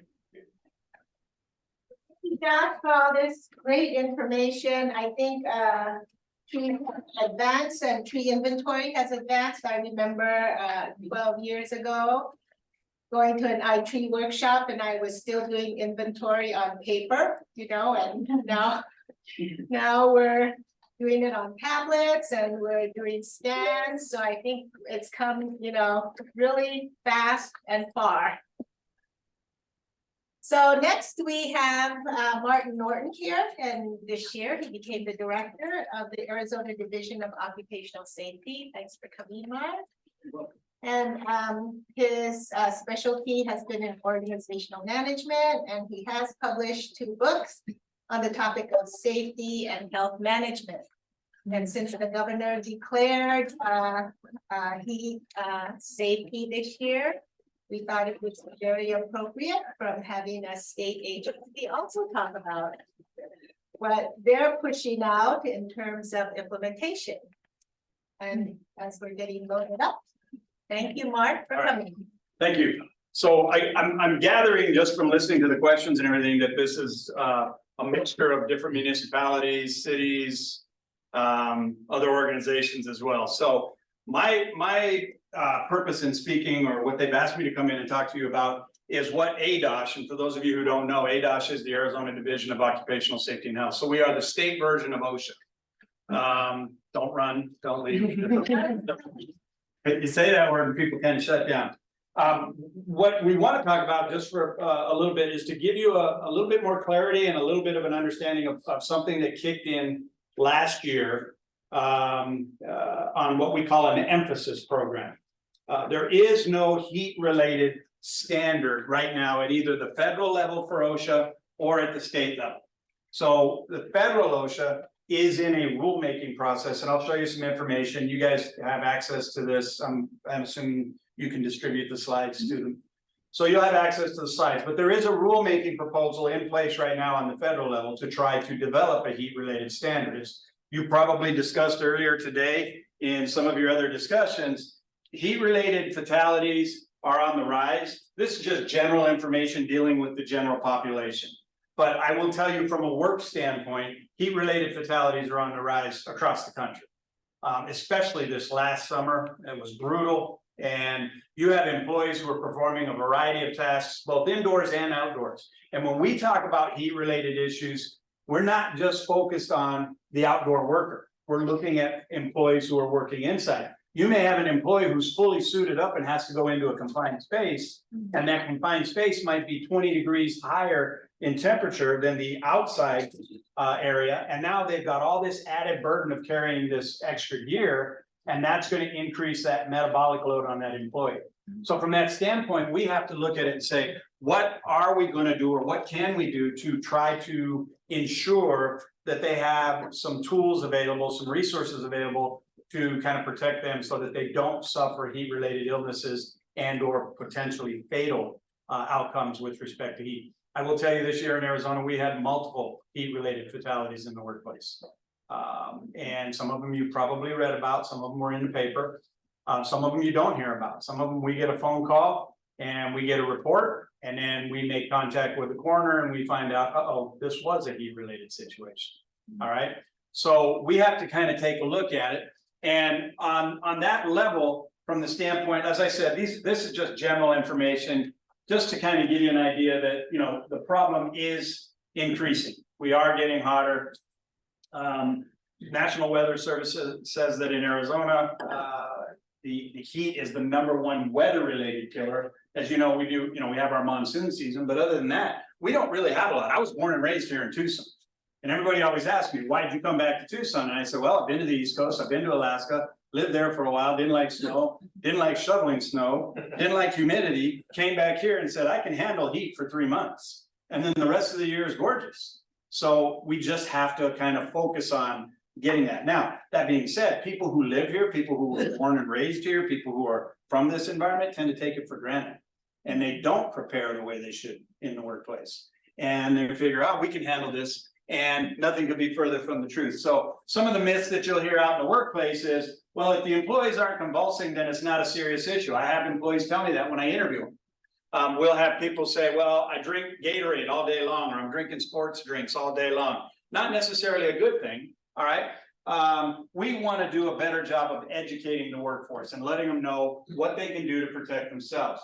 One of the misconceptions is that heat affects everybody the same. That's nothing could be further from the truth. I know firsthand the effects of heat. I've had occasions where I was out in the heat and thinking to myself, I'm used to this, I'm from Arizona. But boy, if you're not paying attention and you're not hydrating and you're not doing the things you need to do, it can hit you real quick. And in the workforce, that's one of the biggest problems we have, is just that educational component. Getting employers to educate employees on what they need to do to make sure they're protecting themselves, #1, from a proactive standpoint. #2, how to recognize that they're getting themselves into trouble. Sometimes by the time they get to that stage where they start thinking, it's too late. They missed the early signs, and now they've progressed to the point where they're being rushed to the hospital. And so we've got to do more to educate them. So it's all about dispelling some of the myths. And as I said, we don't have a regulation, we have an emphasis program. There's different myths that if you're younger, you can handle it better than somebody who might be older. And heat-related illnesses only happen to those employees that are working outdoors. I mentioned that right off the bat. I've done several incident investigations with employees who are working inside facilities. And the work process itself is generating its own heat, and that's creating potential exposures for them. So we have to kind of look at that, all right? Now, what you're looking at here, and this is accessible to all of you, if you go on to www.osha.gov, there is a link on there that says fatal incident investigations, or fatal incident summaries, excuse me. And you can pull this up. This is just the first page. You can see down at the bottom how many pages there are. I just typed in the word heat, all right? Every fatality that shows up in that database from all the OSHA investigations around the country, including Arizona, even though we're a state program, our data all dumps into the same area. Every fatality that occurs that is related to heat in some way will show up in this queue. And you can see everywhere you see an X means that the employee did not survive. That was a fatality, all right? And then there's a little description over there that says, for example, employee dies from heat stroke after landscaping, employee suffers heat illness, employee is killed by possible heart attack or heat exhaustion. We go in, we do our investigations, there's a short summary we fill out, and that data dumps into this database so that we can kind of keep track of it. And then we can focus our energy on those high-risk areas. It's also, unfortunately, a learning tool. We use this to try to help educate people that these can happen. I go into workplaces all the time and talk to employees who say, that's not gonna happen to us. That's not gonna happen in this industry. That's never gonna happen here. And then I say, let me show you. And they're like, oh, we never knew that that could happen. All right, so it's about changing those mindsets and letting them know that these things can happen. This, as I said, is just kind of a photo, a screenshot. We are in a rulemaking stage right now. Right now, they are wading through all of the comments. You can see here that in December of 2021, they closed the comment period on the federal level in the Federal Register. What that means is that anybody that wanted to submit comments regarding a heat-related regulation, heat illness-related regulation, could do so, and then those comments get reviewed. And then once they take all that information in, they have some options. They can go and move forward in the rulemaking process, or they can say, you know what? They brought up some good points that we didn't think about. We need to put it back out there for some more discussion and some more comments. California, for example, has their own heat stress or heat illness prevention program requirement. They have a OSHA, state OSHA regulation that said employers will provide certain things. And when they hit a certain heat index, then work stops. Or they have to, once they start creeping up on the index, there's set points where they have to go in and say, you will now provide X number of breaks for the employees. Employees can only work so long. Employees must have shade structures on a construction site, for example, or those types of things. So they've got a regulation, California does, and the feds are looking at that regulation and might even take some of that as a model, if you will. The emphasis program that came out does not require right now a written program. The feds put out an emphasis program in July of 2023. Arizona adopted their own emphasis modeled after the federal emphasis. And what they did is they came in and they said, our goal is to reduce those exposures, those injuries and illnesses. And so to do that, there's certain things that we're gonna do. We're gonna go out and do inspections that are in some ways more targeted towards heat-related issues. Especially in those months where we start seeing the temperatures elevate and we want to get people out in the field. We want to get inspectors out there, take some air samples, take some readings, talk to employees, find out what's going on the work site. And where we can make recommendations. If the employer is doing the things we ask them to do, then we're good with that. If we find situations that occur and those situations are to the point where there's very real risks and known hazards that are taking place and the employer has not done enough to try to mitigate that risk, OSHA, both federal and state, have what they call a general duty clause. A general duty clause is a citation that can be issued for a violation when a standard does not exist. Right now, as I said, we don't have one. So we know heat is a recognized hazard. So that's our first hurdle. We have to be able to show that it's a recognized hazard in the industry. Then we have to show that there are effective means of addressing that hazard. And once we can show that, and we can show that there is a real likelihood that this person or this employer should have known based on the conditions that they've had. Maybe they've had frequent hospitalizations of employees who are coming in constantly saying, hey, I'm suffering from heat stress or heat exhaustion or whatever the case may be. They've been kind of put on notice, if you will, by the occurrences that have taken place in the workplace. They now know they should have done something. And if they're not doing the things they need to do, that's where we can kind of use that enforcement tool to try to escalate that and get things corrected in that manner. And that does come with some monetary penalties as well, right? It's not something they would issue on every inspection. A lot of these emphasis inspections will involve us going out to a workplace. We'll sit down with employees, we'll interview those employees. We'll ask them, does your employer do things like provide water? Now, we're not saying they have to provide bottled water. That's probably one of the most common complaints we get. My employer won't give me bottled water. Okay, do they got water? Yeah, but it's not in a bottle. Okay, they got water. Yes. My employee won't give me breaks if I start feeling like I'm overheated. They won't give me the opportunity to kind of get out of the heat for a little while in a cooler place and sit down and relax and rest. All right. We're going to ask that they do that. My employer hasn't given me any education on how to combat or how to prevent heat stress or heat illness. Those are the types of questions that we're going to ask when we go out on these types of inspections. We will also take readings and collect information from the standpoint of data. So the inspectors will take out a WGBT bulb and they'll go ahead and measure things like temperature and humidity and airspeed and those types of things, so that we can get an idea of what kind of heat index the employees are being tasked with. One of the big things we have to look at is that workload. What is the workload? Is it a very light work activity that they're doing? Or are they out there moving stones all day long and breaking up piles of dirt and digging and don't have any shade structures or anything? Those are things that we're going to look at. All right. So we're going to try to break that stuff down.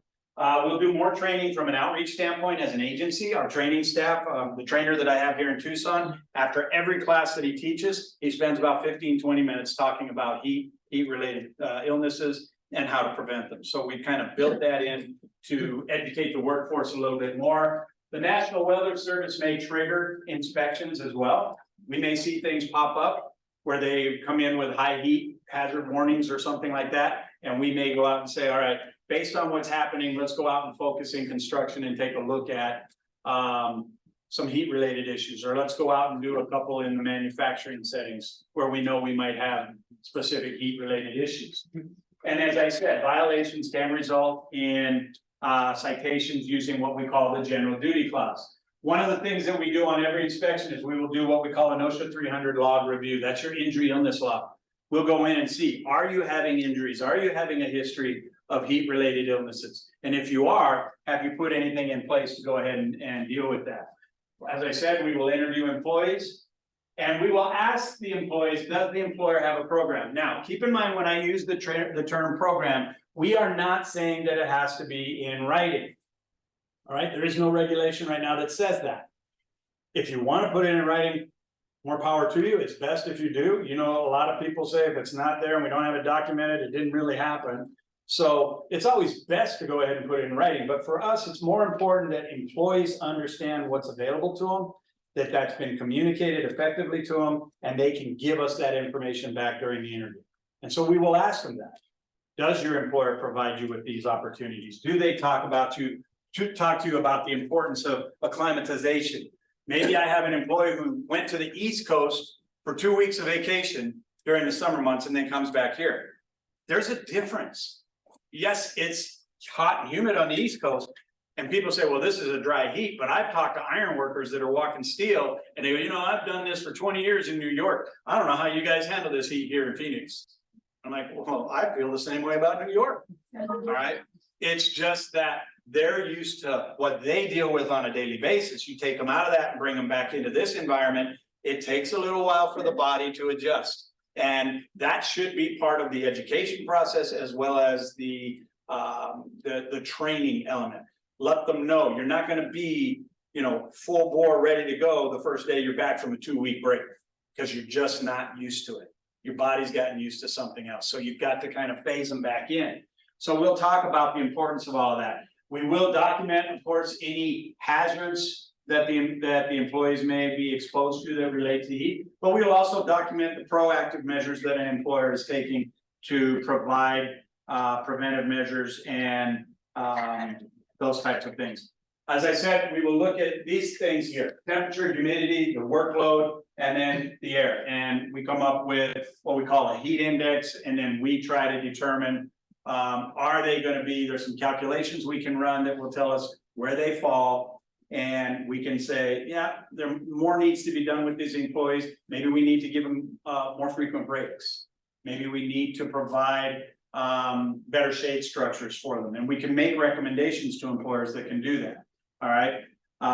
And then we will train them again on some of this stuff here. Employees do not understand that, you know, the medications they take can have a huge impact on what they're doing out there in that heat. Or what they had the night before as far as liquids, alcohol, that kind of thing can have an impact on them. So we want to do a little more education with them and get them aware of how that affects them. Any medical conditions that might impact them as well. So again, we just want to do more to educate them. As I said, we have to take a look at the clothing that's worn.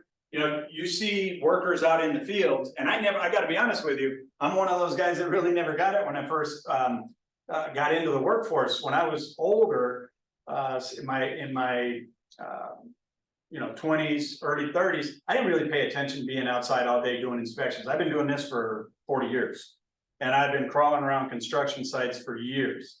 And I always was out there in short sleeves because I felt long sleeves were too hot. And then I realized, uh-oh, the heat's really tearing you up. And so we teach them that, you know what, if you dress appropriately, that can actually help, because that can serve as a way to cool your body down. Not just because you're keeping the sun off your skin, but should you sweat, it acts kind of like an evaporative cooler, and that airflow will cool you down as well. So we'll talk to them about things like that. And that can save them some trouble down the road. Should they start experiencing things like melanomas and other types of things, we can try to prevent some of that as well. So physical exertion, medications, clothing, activity, workspaces. As I said, a written program or plan is not mandated. Now, when if federal OSHA does come up with a regulation, a lot of times when they develop a regulation, they will put it out and they will say state action is required. And when they do that, it'll say the states must adopt something that is either equal to or as effective or greater. They can't go less than in a lot of the regulations. If they do that, then the state may have to step back and say, uh-oh, we now have to, instead of this emphasis program, we may now have to go ahead and adopt this regulation as well, or come up with our own. All right. And if that happens, that regulation could have a requirement in there for a written program. In other words, let me see your heat stress or your heat prevention policy. And it's going to outline what you're going to do about shade and education and this and that, and how you're going to provide water, and where employees are going to report, and how they're going to report, what happens when they do report. All of that will be outlined in that document. Right now, it's just a policy, and we want to know what they're doing, what they have in place, but there is no mandate that I walk into a facility right now and say, let me see your heat injury prevention program. All right. I'll ask if you have one, but if you don't, you're not in violation. What we want to know, okay, so you don't have it in writing, tell me what you're doing with your employees to make sure they're properly protected or they're properly trained. Well, we do training, we have a stand down every month, and just before summer hits, we go into a full-blown campaign. We do all of those types of things. We provide water. We allow them to take a break when they need to. We give them rest breaks. We provide shade structures. That's what we want to hear. That's what we want to see. And if they're doing that, then okay, they're meeting what we're looking for in the emphasis program, and they're doing the right things. So your program should contain a little bit of all of this stuff. As I said, the inspectors are going to look at a variety of different pieces of information. And in the meantime, what we're doing is we're gathering data. And after a couple of years of doing this, we're going to go back and say, all right, do we have enough data now that we can make some kind of reasonable stab at trying to come up with a regulation if in fact we have to, or we may just decide that we're going to do it on our own anyway, just like California did. All right. So again, we have to look at that. There's some, as you know, down here, when does it start warming up? Around May, April? So it doesn't take us long. People say, well, you know, in California, if they hit 80 degrees, everything stops. That's not entirely true. It's not just the temperature they're looking at. They're looking at things like humidity and all the other factors. But there are set points, and there are certain points where they're going to have to do something. And that's kind of the stumbling block in this whole thing, is where do you put those step points? Where do you have employers say, all right, at this stage, I gotta give them 2 breaks instead of 1. At this phase, I gotta tell them they can only work for so many minutes out of each hour. Those kinds of things are the things that are difficult when you have to go into this kind of a endeavor. The last thing I want to share with you here is just this page. If you go, and it's kind of blocked, so I'll give you the site. It's www.osha.gov/heat, I think is the site. Is that right? Yes. Yeah. So if you go to that, there is a resource page on there, and the resource page has all kinds of stuff on it for you as an employer. You can go ahead and download training materials. You can get information on templates for programs. You can find out a lot of different things with respect to what an employer has to do, information for the workers. Some of it is in Spanish as well, so that can help out. You'll find other resources that are linked in there from different, like NIOSH and CDC, where you can get additional information on heat-related illnesses and resources that can help you provide that training. So this is out there. There's a great deal of information in there, but this is one of the hot button topics on the federal level right now. And they've been talking about it for a couple years. This last summer really kind of pushed or sparked that, if you will. And I think they're just going to continue moving forward. Right now, we're still in that comment stage, and I don't normally look at draft regulations or anything until they actually get a lot closer to the end, because the iterations will change over and over and over again. So I don't bother trying to learn it until I see what they're done with, what's the final result. But the education side of it's going to be the same.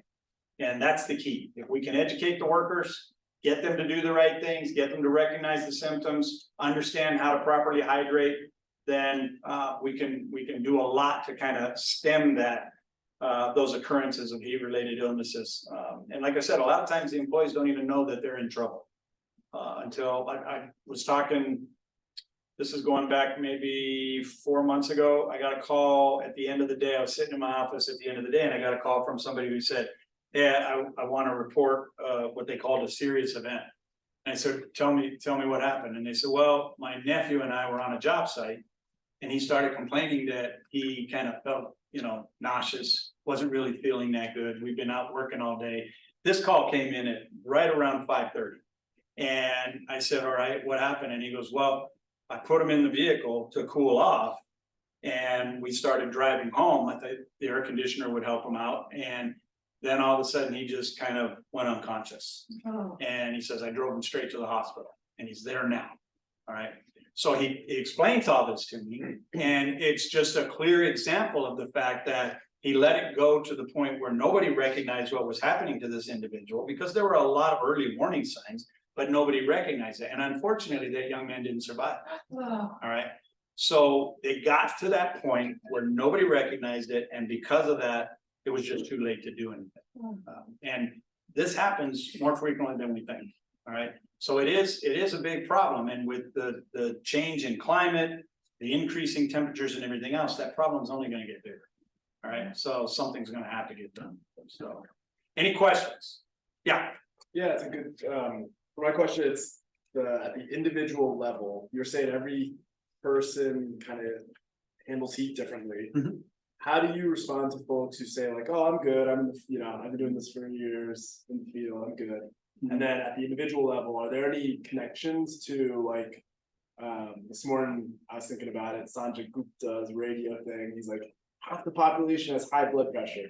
Are there any at the individual level things that people can do that? Oh, yeah, absolutely. I mean, my prior life, I was a flight medic before I came to work for OSHA. So keeping yourself in good shape, and even those people in good shape are not immune from heat-related illnesses, but they can do a lot to stem or to prevent the onset of heat-related illnesses just by keeping themselves in good shape, maintaining good weight. If you have blood pressure issues and you are taking medication, understand that can have an impact. If you're a diabetic, that can have an impact. I'll share one other quick story with you, and this happened years ago. I left OSHA in 2012. I retired from government service, and I was doing consulting work. And one morning I got up at my house and I had to fly out of town to go speak in Sacramento. But that day, the AC crew was coming to install a new air conditioning unit up in my new house. So I told my wife, I said, look, the AC guys are gonna be here, they're gonna be working up there all day long, there's gonna be 2 of them. And I gotta catch this plane, I'll call you when I land and make sure everything's going okay. So I flew, they showed up, I called her later in the afternoon, I said, how's the things going with the air conditioning? And she goes, I've called up there a couple times, one guy left already, but there's still a guy up there. And I've called up there a couple times and he hasn't answered. And I said, oh, that's not good. I said, call 911, go up on, don't go all the way up on the ladder because I don't want you falling off the ladder, but go up there and see if you can call in there and see if you can get his attention. She called him a couple times. She didn't know his name. She just said, hey, is everything okay? You need anything? No answer. So she called 911. They showed up. The gentleman working in the crawl space was a diabetic and had got up in there and overheated. And he passed out.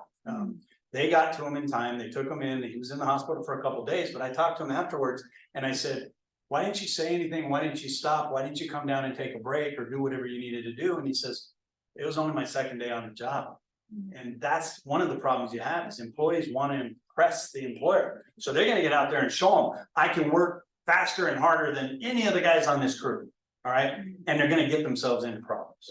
Okay. So we have to kind of, again, let them know it's okay to come in and say, I'm not feeling real well. Can I take 5 minutes to maybe cool down a little bit? Or can I get some water? Those types of things. But keeping in good shape, you know, routine exercise, paying attention to what you're eating, making sure you stay hydrated on an individual level goes a long way. So you have to kind of remember that. And then the employer is the other side of that, making sure they give them the time in the workplace to do what they need to do. Okay? Yeah. So there's a workplace here in Tucson that I'm very concerned about. And is there somebody like here in Tucson that I could contact and tell them about it? So there are mechanisms whereby employees or other people can file a complaint. So we have a complaint process where somebody can call the office and say, I'm worried about, you know, myself in the workplace. So if it's an employee, you can file a complaint. That is called a formal complaint if the employee is filing it. If it's somebody that's not an employee, that's an informal complaint. And that can be handled differently, but it can still be handled. So there are mechanisms there where employers can, or people can make those, bring those concerns to light.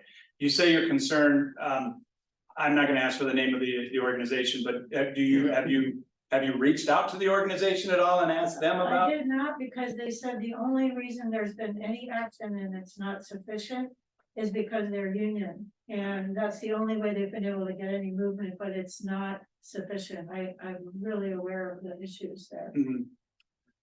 Yeah, the only thing I can tell you there, you know, if you're really concerned, if you had friends or relatives that work there, you can talk to them and ask them if they are interested in filing a complaint. And if they filed a complaint because they're current employees, that is a formal complaint, which is a little bit different than an informal complaint. Not telling you can't file one, you can. It's just handled a little bit different when it's not a current employee. It's just, I don't want to go to their management because I'm afraid of how if there's going to be reprisals to the employees based on what I've heard. Yeah, I'm not surprised by that. I mean, a lot of people believe that, but the only thing I can tell you is that's there. The mechanism is there. So if that concern exists, then yeah, you can do that. And would I find that like on your website? Just go to the ICA.az. It's azica.gov. azica.gov. I get my OSHA and my ADOSH websites mixed up. So, and there's actually on that site, there's a complaint form that you can download and you can fill out and submit. Okay. Any other questions? We have one online real quickly. And then we have one over here. From Dan, why doesn't AZHSA require written plans? It seems that would provide legal protection for workers rather than a verbal commitment. The only thing I can tell you is the emphasis program was put into place on both the federal and the state level, and neither one of them right now are requiring written programs. It may be that if a standard gets promulgated and implemented, that will require a written program, but right now there is no regulation requiring it. And to do that, we have to go through the entire legislative process, which is not a quick fix, okay? Yeah, Right along those lines, legislative process, I mean, I know it's a lot of politics in place, and there's a big difference between Arizona and California, where they've implemented all of these rules, but is anything happening at the state level to really address heat illness prevention? Because, you know, we have the AZ 211, for example, and being able to inform the community more about the resources that are available out there for preventing heat illnesses and stuff like that. But also at the employer level, that immediately they know that at this temperature it is triggered, and you have to be more aware of what to do with your employees and stuff like that. That's so the intent of the emphasis program was to introduce them to that information and say, look, you've got to start considering this, you've got to start putting things in place for your employees to make sure they understand all the stuff we've talked about. The initial goal was that we do this for a couple of years and gather the data that we need. And then that will help if we get to the point of having to go to the rulemaking process, that will help us with that part of it, that component. We can still, in those circumstances where things warrant, we can still issue a citation utilizing the general duty clause. We just don't have a regulation that says at this temperature or at this temperature or at this temperature. So it's going to be more from the standpoint of tell me what you're doing to be proactive. If there is a history within that organization of employees getting sick or getting ill or sustaining heat-related illnesses, then the likelihood that a general duty violation comes into play starts to increase as well. We just have to take it on a case-by-case basis. So, yeah, it's just not one of them things that, you know, this has been kicked around for years on the federal level. And things kind of sparked into gear around 2021 and kind of ramped up there. But you're right, California has a tendency to go above and beyond what federal OSHA requires, and they tend to adopt their own regulations and expand on those. So, and I've looked at their programs. I've talked to employers that deal with theirs, and they do require quite a bit. There's quite a bit in that program. Employers are free to use that as a model, but until we actually go through that rulemaking process, there is no quote unquote regulation right now. So, all right. Okay. All right. Thank you.